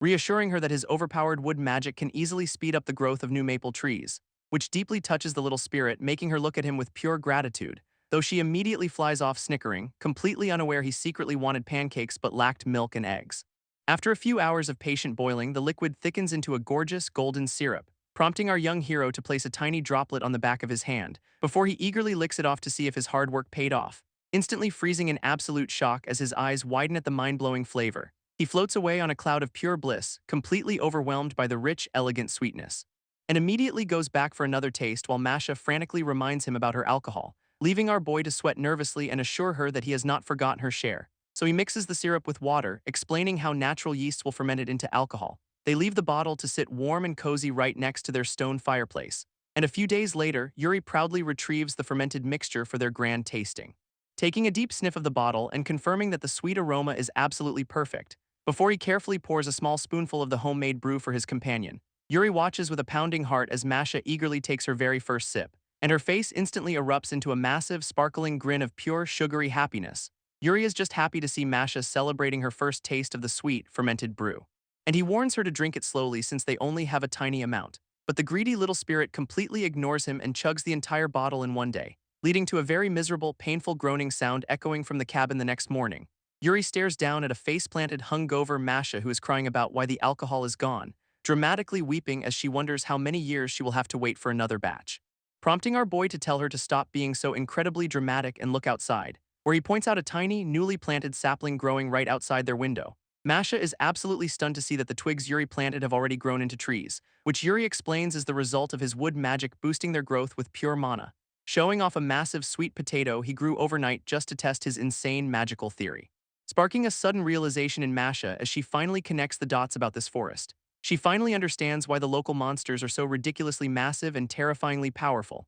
and why all the wild fruits and vegetables they gather are of such high quality, not to mention why her own spirit powers have been feeling so incredibly boosted lately, revealing to a confused Yuri that this entire forest is packed with super dense atmospheric mana. This ambient magic heavily mutates and strengthens every single living thing in the area, inspiring Masha to demand Yuri stay up all night feeding the maple trees his mana, though Yuri immediately shuts her down, wondering why the previous villagers abandoned such fertile land, leaving Masha to guess it was the monsters, though our hero suspects a much deeper mystery. Yuri casually laughs off the danger, claiming even a child could easily handle these local monsters. But Masha calls him crazy, prompting our boy to wonder if another village holds the answers, realizing that if a natural disaster wiped them out, his own home might be in danger. When suddenly his feathered friends chirp in to reveal that another human settlement actually exists. Yuri looks up in absolute shock, eagerly asking the birds if they are telling the truth. They quickly clarify that no humans live there anymore, describing it as a very old ruin, which only makes our hero more anxious to investigate and uncover the truth behind the abandonment, asking the helpful birds to guide him there while Masha watches on in complete confusion. He grabs his trusty tools and prepares to set off, leaving the little spirit behind, who silently watches him walk away into the forest with his two avian guides. Masha marvels at his ridiculous mana capacity and his bizarre ability to communicate with wild animals. But she quickly shrugs it off, knowing our overpowered protagonist can handle absolutely anything, deciding to just take a peaceful afternoon nap since he will not encounter any dangerous humans. Yuri finally arrives at the destination, stepping onto the overgrown, debris-strewn ground of the ruins, beholding a completely demolished village that has been reclaimed by the surrounding dense forest. He explores the wreckage, noting that these houses look far more decayed than his own cabin, until a sudden metallic glint on the dirt floor catches his sharp attention. Our boy picks up a strange coin engraved with a leaf, wondering if it is currency. Realizing the ruins are packed with valuable materials just waiting to be salvaged and repurposed, he immediately gets to work, kicking off a highly productive scavenging session in the old village. Yuri uncovers a pile of rusty tools, nails, and a pouch filled with old coins, and wonders if it is actually legal to keep this abandoned currency for himself, though his attention quickly shifts to the leather pouch, which somehow avoided rotting away entirely, prompting him to run a quick appraisal to make sure it is not cursed or dangerous, which reveals it is a magic bag that survived the ages but currently lacks mana. Suddenly, his feathered guides fly back to announce they found something edible nearby, dropping a small green pod right into his hand for him to inspect. Before his system immediately identifies it as a soya bean, the ultimate jackpot, triggering visions of homemade soy sauce, miso, and tofu to flood his mind. Knowing these crops need crop rotation, he decides this ruined village is the perfect second base, but the dark mystery of why everyone fled this place still weighs heavily on him, leaving him to wonder if a massive natural disaster or a terrifying monster drove them out, sending a sudden, icy shiver down his spine as he stands in the quiet ruins. Deciding not to overstay his welcome, he heads back home to plan some serious cabin defenses, completely unaware that in a village just 10 kilometers away, a meeting is taking place, where the local elders are shocked to hear that the forest's dominant monster has vanished, realizing they can finally access the rich forest resources for the first time in decades, which prompts the village chief to immediately order the preparation of an exploration team, leading a small group of nervous villagers to set out toward the mysterious woods, though some worry about the distance while others confidently laugh off any potential danger. This elders plan to stick to the outer edges of the forest to avoid the strongest monsters, but they still need to be incredibly careful since nobody has set foot here in years, especially with their village crops failing and starvation looming if they return empty-handed. So the nervous scouts push forward, asking the chief how much further they have to go. They finally reach the crest of the hill and look down at the dense tree line, only to immediately run face-to-face with a massive, terrifying boar monster guarding the border, prompting the panicked leader to scream for an immediate retreat using their smoke screens, as they realize the monster territory has expanded far beyond what they ever expected. Meanwhile, our oblivious protagonist is casually wandering around another part of the woods, gathering wild plants while wondering why he has not run into any dangerous beasts lately, which his feathered friends quickly explain is because the monsters are absolutely terrified of him, since a little over a year has passed and his presence has completely reshaped the forest. This local wildlife now actively avoids Yuri's cabin, pushing outward toward the human borders, effectively turning the surrounding region into an even more dangerous forbidden zone for outsiders, while our young hero remains completely focused on testing his growing magical abilities. Placing a simple wooden sword against a thick log to practice his channeling technique, he infuses the blade with a sudden burst of sharp, concentrated mana, slicing the heavy wood cleanly in half with absolutely zero physical effort, leaving him with a perfect pile of firewood and a very satisfied smile, as he officially enters his 5th year of this incredibly cozy isekai life. Yuri explains that channeling earth magic into his crafted blades makes them incredibly sharp, before heading back to his cozy cabin to whip up a nice dinner, where he cooks up some meat seasoned with his homemade fermented soy sauce mock-up. While Masha happily chugs her sweet apple cider since Yuri is still too young to drink, showing off all the amazing crops and useful tools he has developed over the years. But his absolute greatest achievement is a massive stone wall built to protect his home, a towering fortress spanning a whole kilometer that keeps his territory completely safe from outsiders. Meanwhile, two exhausted travelers catch their breath after barely escaping a horde of wild monsters, only to freeze in absolute shock as they stumble upon the giant stone wall, staring up at the impossible structure hidden deep inside this dangerous forest. These two are actually Otto and his granddaughter Donna from the nearby End village, who wonder if a brand new settlement was secretly built here while they were gone, touching the solid stone and realizing only a powerful military nation could build this, leaving poor Donna terrified that dangerous invaders have taken over their forest. Otto decides they must immediately warn their village, completely unaware of a shadow watching them, until they suddenly sense a presence and slowly turn around to look up, finding our young protagonist casually standing on top of the wall looking down at them. Yuri is just as shocked to see actual humans in his territory, while the two villagers scream in absolute terror at the mysterious boy on the wall, prompting our sweating hero to hide, shocked that his detection skill actually picked up real humans. Otto is sweating bullets, absolutely shocked to see a mere child living in this terrifying forest, while our panicking hero imagines them calling him a suspicious brat and burning him at the stake,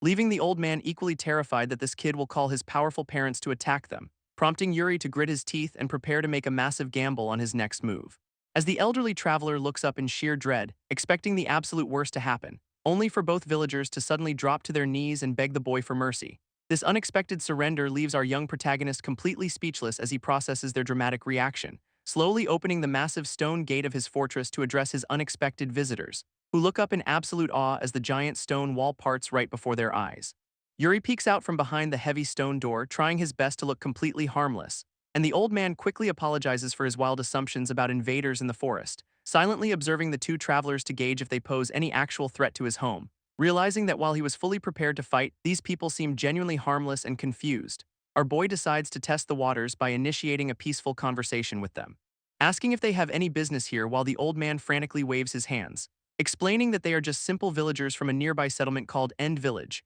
holding up a small pouch while explaining they were desperately searching for food before monsters attacked, when suddenly, a loud and incredibly awkward stomach growl echoes through the quiet forest air, prompting Yuri to politely invite them inside his secure walls for a warm meal and rest. Knowing this will keep them from running away while letting him gather some much-needed information, Otto and Donna exchange tense glances, still incredibly nervous about their mysterious young host, whispering to each other about whether they should cooperate or risk getting killed on the spot, deciding that negotiating is their absolute best shot at surviving this bizarre encounter, though Otto quickly notices the eerie lack of people and the completely ruined, unlivable houses. Yet the surrounding crop fields are perfectly maintained, making the old man wonder what is going on, prompting him to ask Yuri if they can speak with the adults in charge of this place. Yuri casually turns around and tells them that there are actually no adults around, explaining with a completely straight face that he is the only one living here. This shocking revelation completely breaks the travelers' brains, leaving them staring in absolute disbelief, as they scream that it is impossible for a single child to manage this entire territory alone.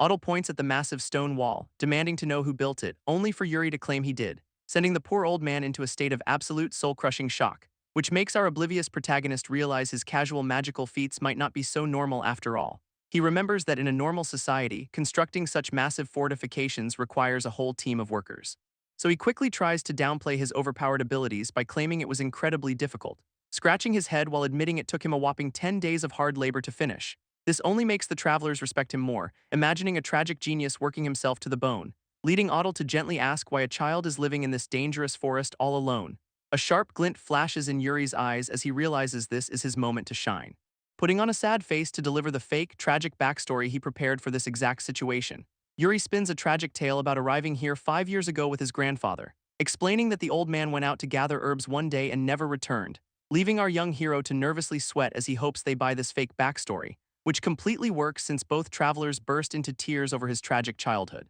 Otto wipes his tears and asks if his grandfather taught him how to farm, wondering if it is alright for them to take a closer look at the crops, with Yuri casually giving them full permission to inspect his beautifully maintained fields, prompting the old man to scoop up some soil and marvel at its incredible quality, which leads Yuri to ask if they also grow crops back in their own village. Otto sighs and explains that a massive crop failure has been plaguing the entire country, leaving End Village on the brink of starvation and forcing them to search the forest. So he looks out at the massive fields and notes that Yuri has too much food, asking if the young boy would be willing to share some of his harvest, which Yuri immediately realizes was their main goal from the very beginning. Otto promises they will pay for the food, but then reveals he has another request, pointing out that Yuri's incredible farming skills are far too advanced for a child, and begging our young protagonist to come back to End Village to save them. This sudden job offer completely blindsides Yuri, leaving him absolutely speechless and sweating. Deciding to discuss this inside, he politely invites his guests into his cozy cabin, asking them to take off their shoes before entering the clean wooden house. Yuri offers his guests some fresh water to drink, which they gladly accept after running for their lives, chugging it down instantly while marveling at the incredibly high quality of his wooden cups, prompting the old man to formally introduce himself as Otto and his sweet granddaughter as Donna, while our boy politely introduces himself as Yuri, making Donna smile with relief. Our protagonist secretly sweats, wondering how on earth his quiet life escalated into hosting random guests, deciding that while he will not visit their village, he can at least offer some helpful advice. So he asks about their crop failure, claiming he is completely out of touch with the outside world, only for Otto to reveal that this food shortage is actually a massive national crisis. He explains how their kingdom relies on dozens of farming villages supplying the major commercial towns, but recent wars and constant monster attacks have completely devastated the country's fertile farmlands, forcing their village to surrender almost all their crops to the towns, leaving them to starve. Which makes Yuri wonder why they do not hunt, though he keeps that thought to himself. He asks what they usually grow, and Otto explains they only cultivate potatoes and wheat, leaving our protagonist completely stunned that they only rely on two basic crops, prompting him to ask if they ever grow soybeans since they grow wild nearby,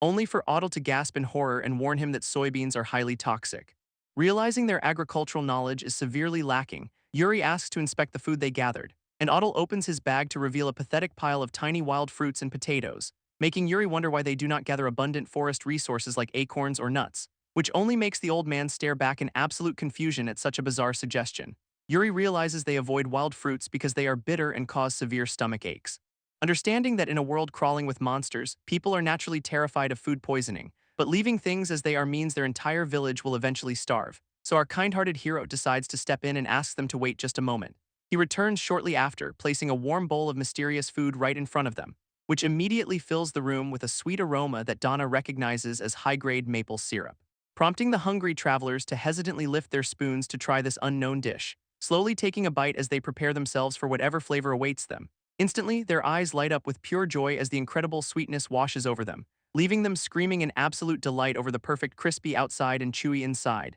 making our boy smile as he proudly introduces the dish as starch dumplings. This travelers tilt their heads in confusion, prompting him to explain he extracted starch from those bitter wild fruits, showing them a bowl of fine white powder that serves as the base for his recipe, explaining how he crushes the plants, wraps them in cloth, and kneads them in water, before repeatedly washing and drying the sediment to create the perfect starch powder. Otto is completely mind-blown that a toxic, bitter fruit could ever taste this sweet and delicious, wondering how a mere child possesses such advanced knowledge, while Yuri silently thanks his imaginary grandfather, only for both guests to suddenly beg him to bring this revolutionary farming knowledge to their village, putting immense pressure on our sweating protagonist who realizes he might have shown off a bit too much, though he ultimately decides that helping these people is worth the risk of opening his heart. Yuri agrees to help them, smiling as he decides to put his skills to good use. And later that evening inside his cozy cabin, he breaks the news to his resident spirit, explaining to Marcia that he will head to End Village once the harvest is fully finished, which does not seem to bother her at all since she expects him to return eventually, though she flatly refuses to tag along because humans usually treat spirits like annoying pests. She insists on staying behind to guard the house as long as he leaves plenty of food, prompting our boy to ask how she plans to open the sealed potion and alcohol bottles, only for the smug spirit to flash a mischievous grin and tell him not to worry, instantly using her magic to pull the liquid straight through the glass without removing the cork. Yuri can only stare in disbelief while she laughs, admitting she just prefers having him pour it, and 3 months quickly fly by as summer comes to an end, marking departure day, with Otto and Donna arriving at the forest gates alongside a couple of village guards, greeting our young protagonist who eagerly asks if their journey through the woods was safe. Otto points to a small pouch on the wagon, thanking Yuri's monster repellent charm for their safety, but Donna looks around in confusion, wondering where on earth all the promised crops are, leading Yuri to casually hold up a tiny pouch and claim everything is packed inside. This travelers set off on their journey back to the village, still highly skeptical of his words, only to lose their minds when Yuri starts pulling massive piles of fresh crops from the bag, completely filling the wooden wagon bed while casually mentioning he has plenty more stored away. He shows off the magic bag, lying that it was just another handy tool his grandfather left behind.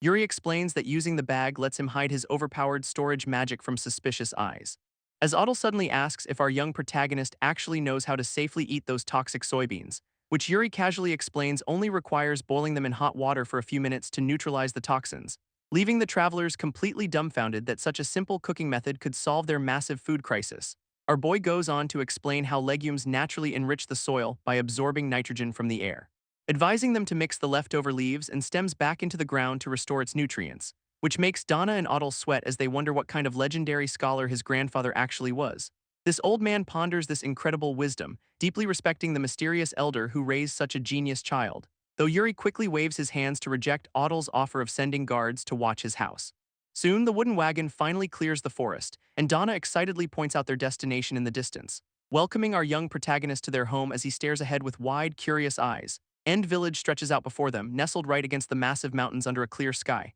Yuri looks around in awe, noticing that the settlement is surprisingly active and full of life, realizing that this place is way bigger and far more populated than he had originally imagined. Crowds of friendly villagers quickly gather around the wagon, cheering for Otto's safe return and eyeing their guest, causing our introverted protagonist to nervously scratch his head from all the sudden, overwhelming attention. But he politely declines their offer to go play with the local kids, wanting to get straight to work. He kneels down at the edge of the fields, closely inspecting the dry, dusty ground. Otto watches as Yuri notes that the soil is not just exhausted, but also severely lacking in magic power, prompting the old man to explain that fertile, mana-rich lands are always targeted by dangerous monsters. Yuri realizes that using his own wood magic will not help the villagers in the long run, since they need a sustainable, natural solution to restore the soil's quality step by step. So he explains that he noticed plenty of useful wild plants on his way to the village, suggesting they can revive their fields without relying on mana if they change their old habits, which the eager villagers immediately agree to since that is exactly why they brought him here.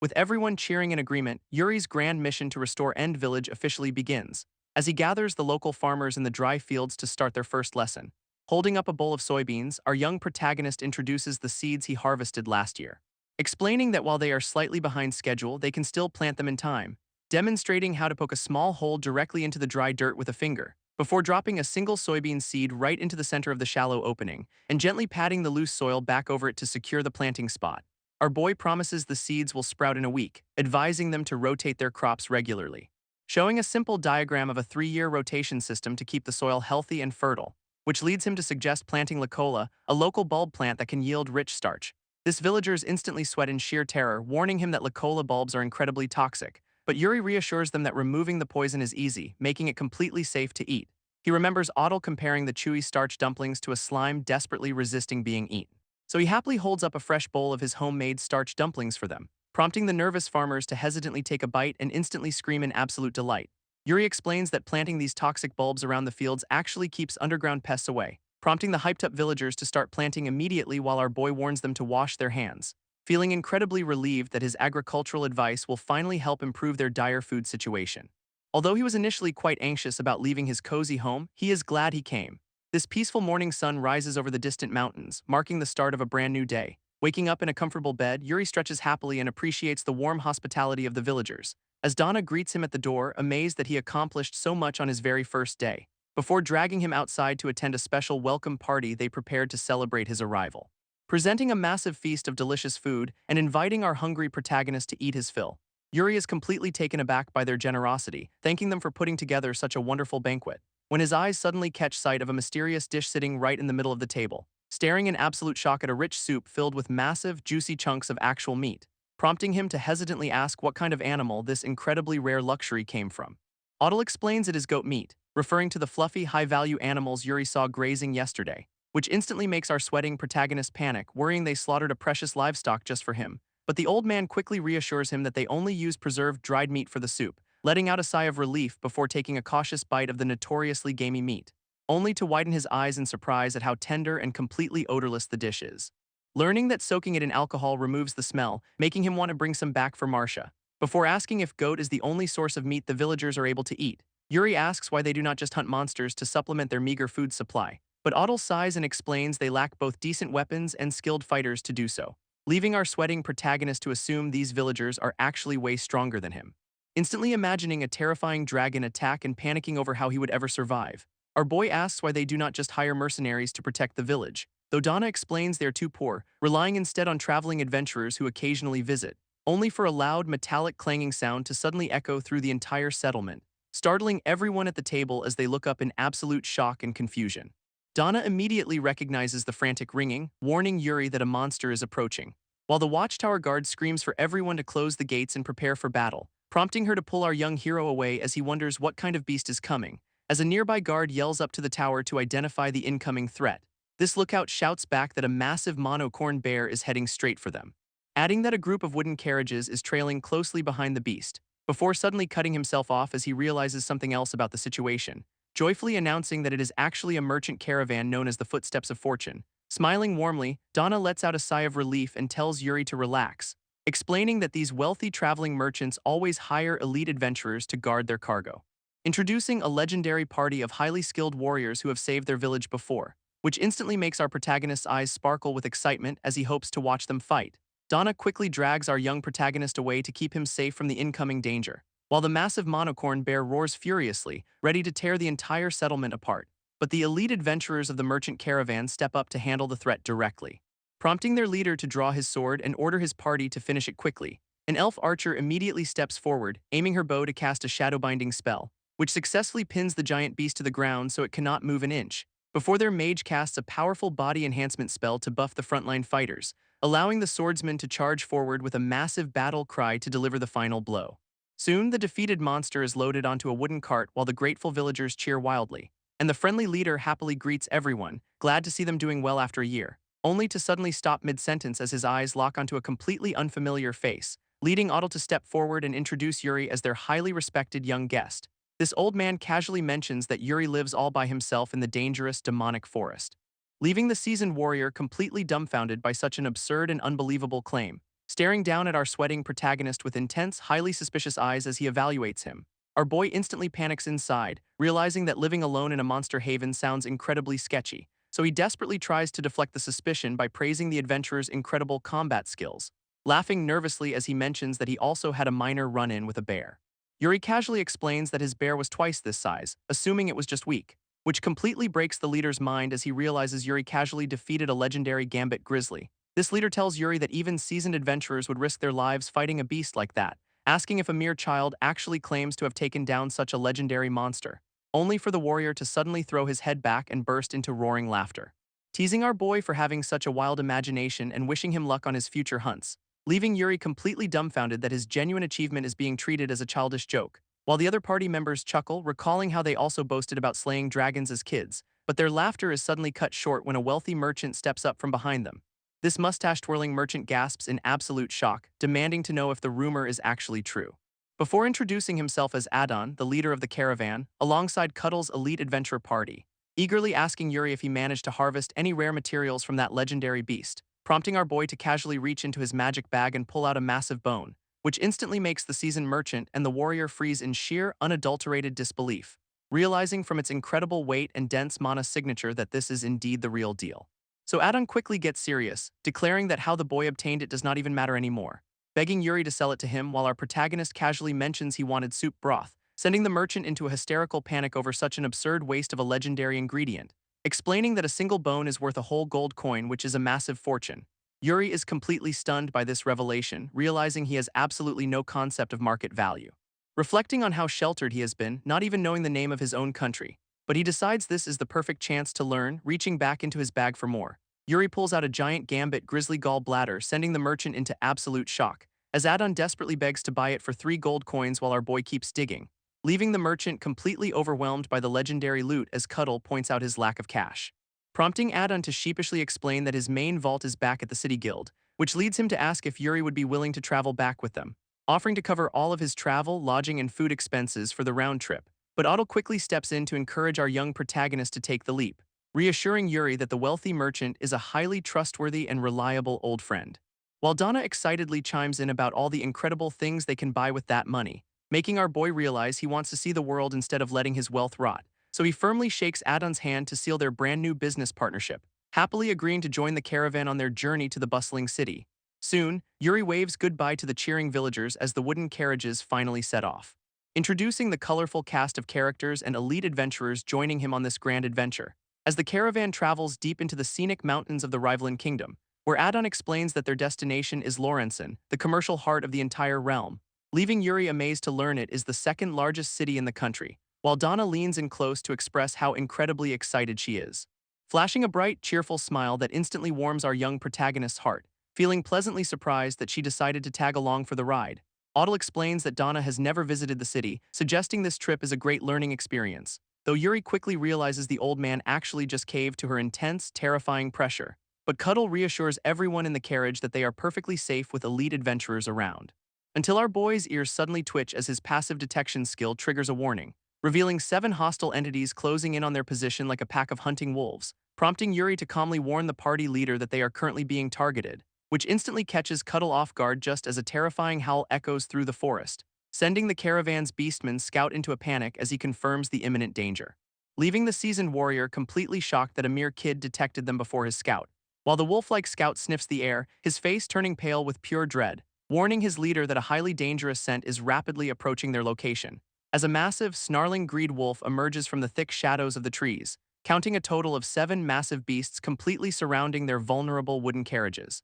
leaving our curious protagonist to politely ask what kind of monster they are facing, learning that these terrifying creatures are 10 times stronger than normal wolves and hunt together, assuming the pack smelled the children inside and targeted them for an easy meal, prompting Cuddle to draw his sword and order everyone to stay inside the carriage, leaving Yuri, Donna, and the wealthy merchant waiting in tense, absolute silence. Although Donna nervously tries to reassure our boy that the elite adventurers will easily win, Yuri cannot help but worry about just how dangerous these incoming monsters truly are. Yuri worries that his presence might bring danger to the caravan, feeling a deep sense of responsibility, since he recently learned that wielding multiple magic attributes is considered highly abnormal in this world, fearing that showing his true power would get him branded as a dangerous monster and executed. To keep his secret safe, our young protagonist decides he must avoid direct combat at all costs, while Donna assumes he is just terrified, unaware that Yuri is planning to scare the beasts away, utilizing his passive detection skill to lock onto the precise locations of the approaching pack, targeting the highly sensitive nose of the lead wolf to deliver a non-lethal but painful blow, as a pressurized sphere of water suddenly materializes right in front of the unsuspecting beast's face. With a sudden burst, his water hammer spell strikes the creature directly on its sensitive nose, sending the entire pack running away in sheer terror while the adventurers stand completely baffled, though the party's highly perceptive elf archer immediately glances back toward the carriage with deep suspicion, quietly informing her comrades that she sensed a distinct trace of magic being cast nearby, pointing out that the mysterious young boy inside must be the one who drove them off. This other party members find this claim absolutely ridiculous, questioning how a child could target unseen monsters, but Cuddle looks incredibly serious, realizing that this absurd theory might actually explain everything, reasoning that surviving alone in the demonic forest makes perfect sense if the kid is this powerful. Knowing they cannot ignore this, the elf urges her leader to take immediate action before it is too late, leaving our oblivious protagonist to let out a quiet sigh of relief, glad his trick worked so perfectly. With Cuddle deciding to keep a close eye on the boy while they continue their journey, traveling for 3 peaceful days without any further monster attacks before finally reaching their grand destination.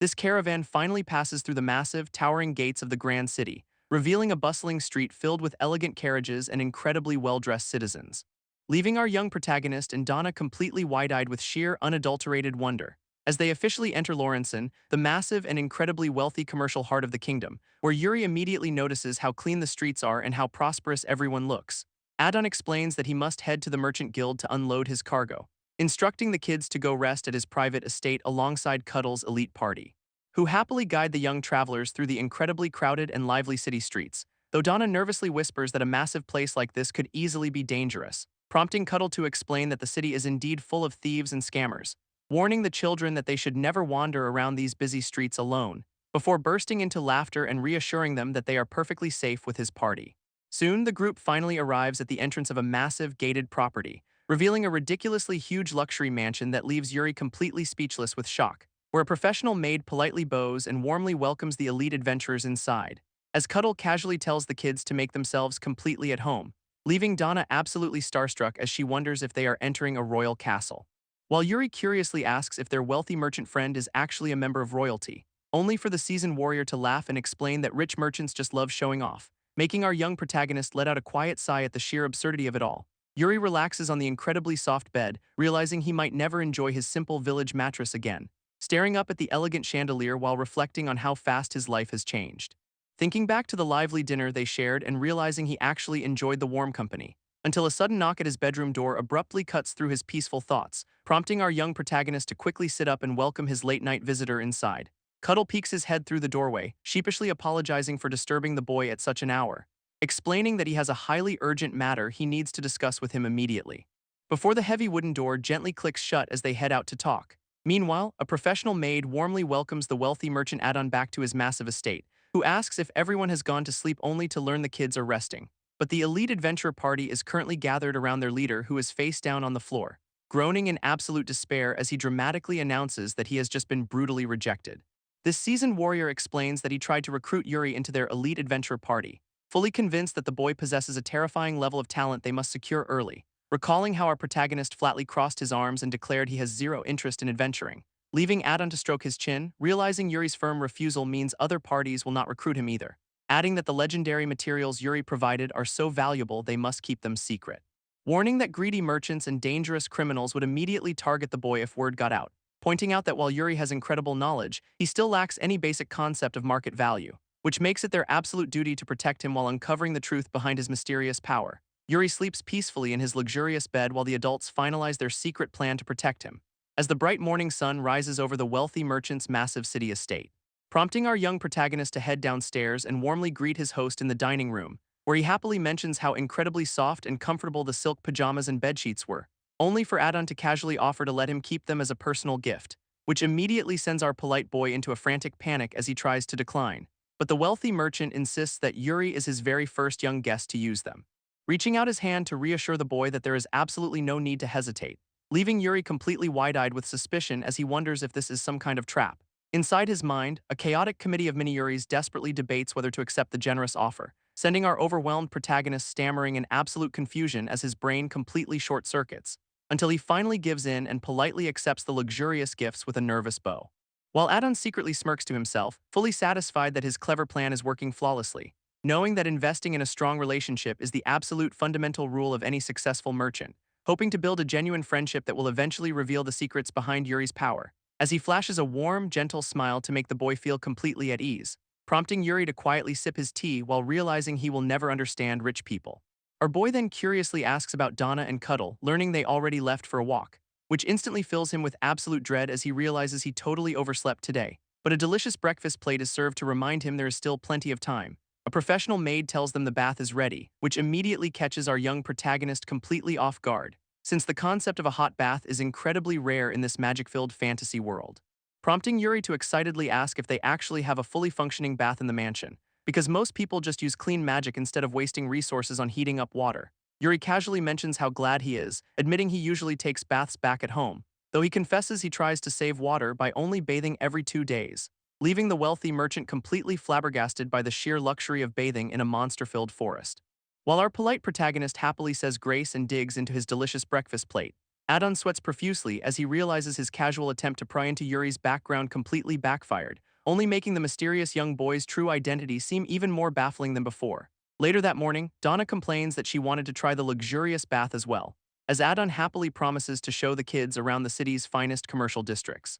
until a panicked messenger suddenly runs up to them, breathing heavily from searching everywhere, explaining that an impatient noble has arrived early at the merchant guild demanding to see him. This unexpected emergency forces the busy merchant to cancel their highly anticipated shopping trip, bowing deeply to apologize to the kids who politely tell him not to worry, with Cuddle stepping in to offer to guide them through the lively local markets, which immediately puts Adon at ease, knowing the elite adventurers will keep them safe. Yuri's eyes light up with pure excitement at the chance to explore the bustling streets, while Adon quietly whispers to the party leader to make sure our boy does not get scammed. Adon waves goodbye as he heads off to deal with the impatient noble, leaving the group to wander into the city's incredibly bustling and crowded market area, where Cuddle's party members immediately find themselves feeling a bit out of place, until a shady merchant suddenly calls out to them with an overly friendly greeting, flashing a ridiculously wide, sketchy grin that screams trouble to anyone watching. This seasoned adventurers instantly recognize the guy's suspicious vibes and prepare to walk away, but this notorious scammer named Damascus is famous for ripping off clueless tourists. He secretly rejoices inside, fully convinced that he has just found his next easy targets, realizing these kids must be incredibly wealthy VIPs since they have elite bodyguards. With a greedy smirk, the scammer prepares to squeeze every single coin out of them, slamming down a bizarre chicken statue while claiming it is a legendary ancient treasure, prompting one of the adventurers to quietly warn Yuri that they should just leave. But Damascus's eyes instantly narrow as he catches wind of their plan to escape. He boldly reveals that he knows they are adventurers hired by the wealthy merchant Adon, warning them that interfering with a merchant's business is considered a serious crime here, which could easily ruin their employer's reputation if rumors of their behavior get out. This clever threat leaves the party completely stuck since they cannot easily prove it is fake. Until Yuri politely smiles and claims they simply do not have any money with them, catching the greedy scammer completely off guard and sending him into a silent rage, before he starts loudly shouting to the crowd to embarrass Adon's guests into buying. Yuri worries that walking away might ruin Adon's reputation, leaving them completely stuck in this awkward spot, while the party member quietly wishes they had someone with an appraisal skill to help them, prompting our surprised protagonist to ask if appraisal is actually a common skill in this world, which the adventurer explains is mostly used by merchants who compare multiple results to ensure accuracy. Our protagonist realizes that unlike a standard status board, he can use appraisal in public without anyone noticing. Deciding this is the perfect moment to secretly test his own overpowered system skill, which immediately reveals that every single item on the table is absolute, low-value junk, making our clever boy smirk as he prepares to expose the scammer's ridiculous lies. But he suddenly stops himself, realizing a massive flaw in his plan, because proving the items are worthless would require him to explain the historical background of antiques, which is impossible since he knows absolutely nothing about the history of this fantasy world, just as he prepares to buy the cheapest piece of junk to minimize their losses. His eyes catch a mysterious wooden box that his system appraises as having an unknown value, prompting the greedy scammer to happily offer it for a gold coin while trying to push more junk, until a massive, imposing hand suddenly reaches down and grabs the cheap chicken statue, revealing that the wealthy merchant Adon has returned early to save the day. Adon casually inspects the statue, declaring it a cheap foreign souvenir worth 10 copper coins at best, before turning his cold glare toward Damascus to ask exactly how much he was charging, reminding the terrified scammer that he was already banished from this city for his crimes, leaving the notorious criminal shaking in absolute terror as he faces the threat of execution.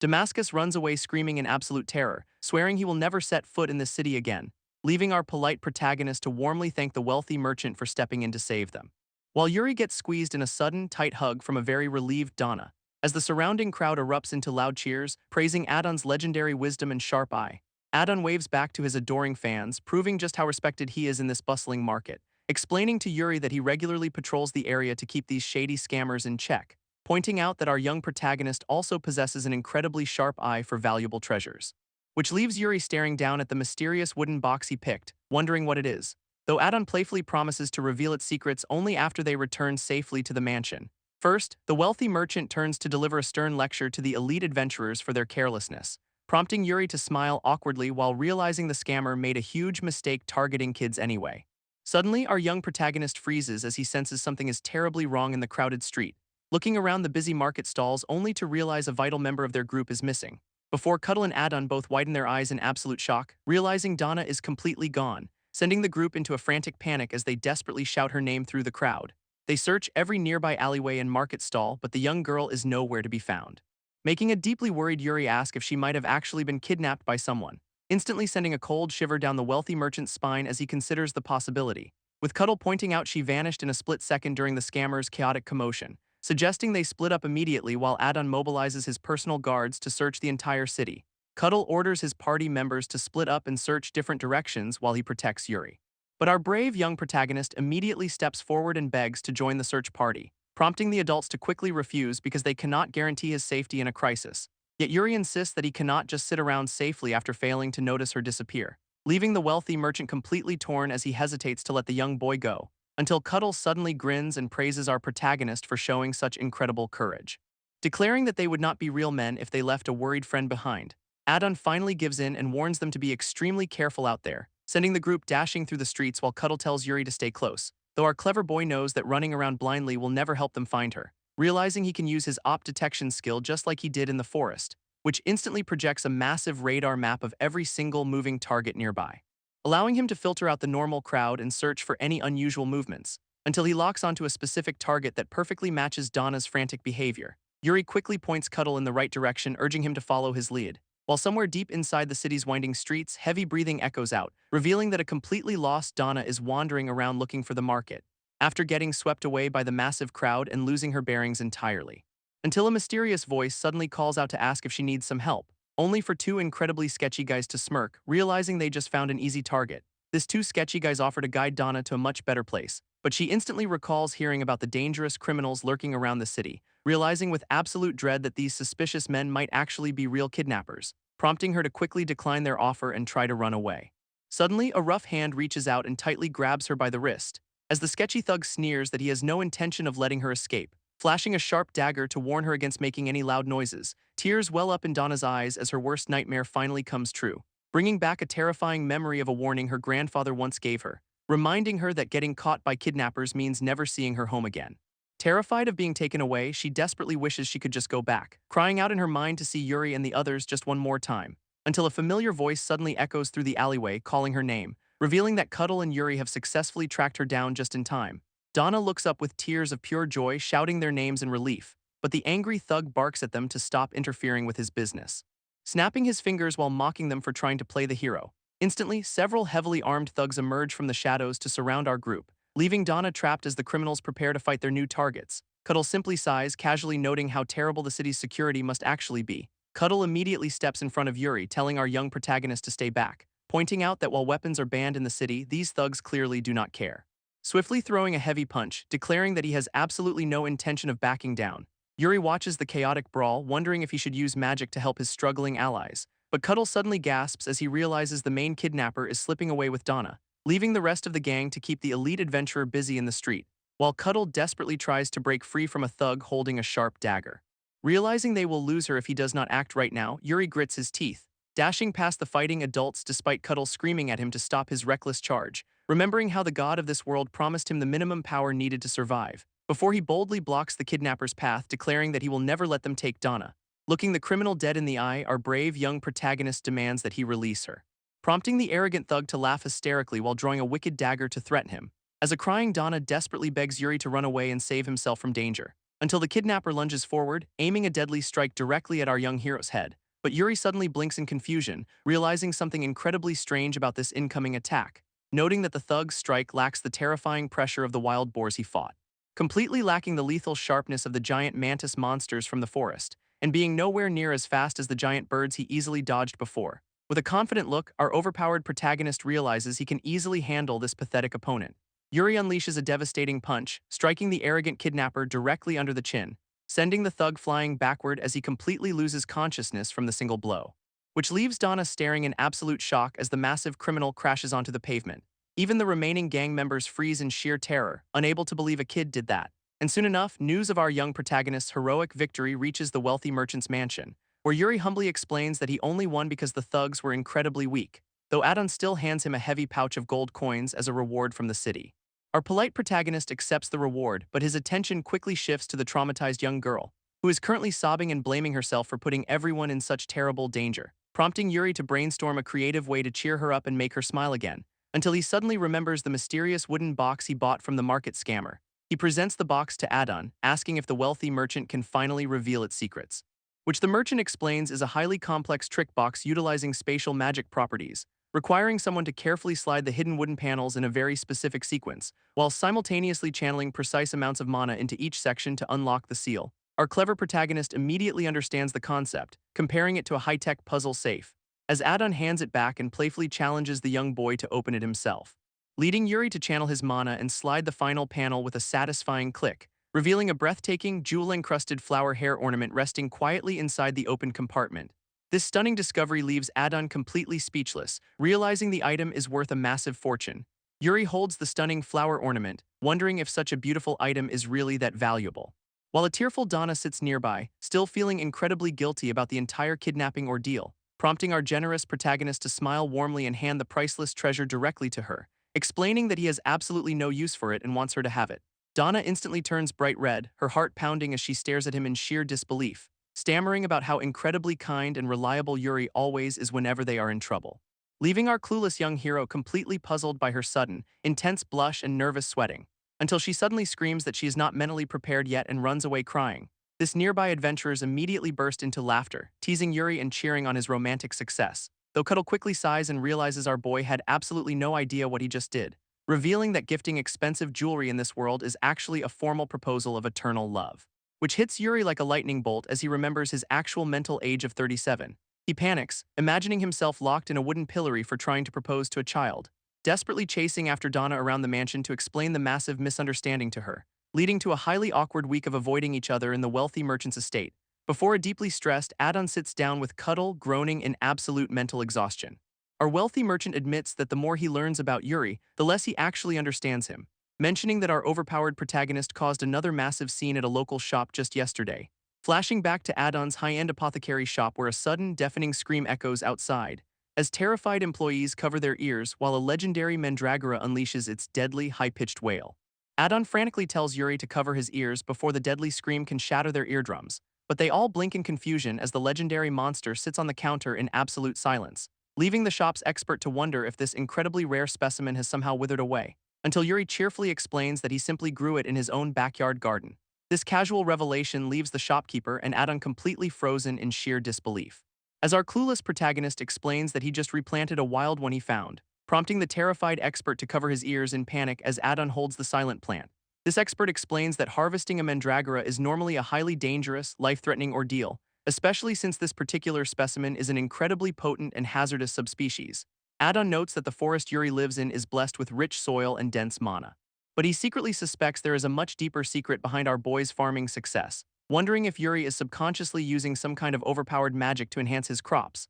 This worried expert asks if it is truly safe to distribute these bizarrely modified foods, leading Adon to declare that he will personally taste test the crops to verify their safety. Suddenly, a polite knock on the door interrupts their conversation as a maid enters the room, reporting that the test dishes are ready, though she looks incredibly nervous about the results, mentioning that the head chef urgently needs to speak with the merchant beforehand. Soon enough, the group gathers around the dining table to finally dig into the mysterious meal, while Yuri happily explains that he brought some of his freshly harvested potatoes and wheat, presenting a simple yet mouth-watering feast of sautéed potatoes and warm milk porridge. Yuri happily eats the meal, though he silently notes that the local culinary variety is pretty basic, prompting Adon to suddenly lean in and call out to our young protagonist mid-bite, asking if Yuri would be willing to sell them even more of his high-quality ingredients, explaining that while they are not running low, his head chef has been acting incredibly intense lately. This legendary chef had dedicated his entire life to mastering the culinary arts, and he went completely wild after tasting Yuri's crops, begging to use them exclusively, leading Adon to ask if our boy has any other ingredients to calm the chef. Yuri pulls out a bag of large, round tubers, asking if they eat Papa's potatoes here, but Adon instantly panics, warning him that those are highly toxic and absolutely lethal to consume, though Yuri calmly explains that he simply found them floating in a river and cultivated them. Adon assumes they must be used for monster bait, only for Yuri to reveal he eats them, leaving the nearby adventurers completely stunned as Yuri explains how to safely prepare the toxic crop, before politely asking to borrow the mansion's kitchen to cook some special recipes. Soon enough, Yuri presents a mind-blowing feast of fries, gratin, and buttered potatoes, crying tears of pure joy as he finally tastes the nostalgic flavors of his past life. While assuring the hesitant onlookers that the food is completely safe to eat, Adon hesitantly takes a bite of the freshly prepared potato dish to test it, and the incredible flavor instantly blows everyone's minds with an absolute explosion of taste, sending a loud scream of pure ecstasy echoing through the mansion as potato cultivation changes the world.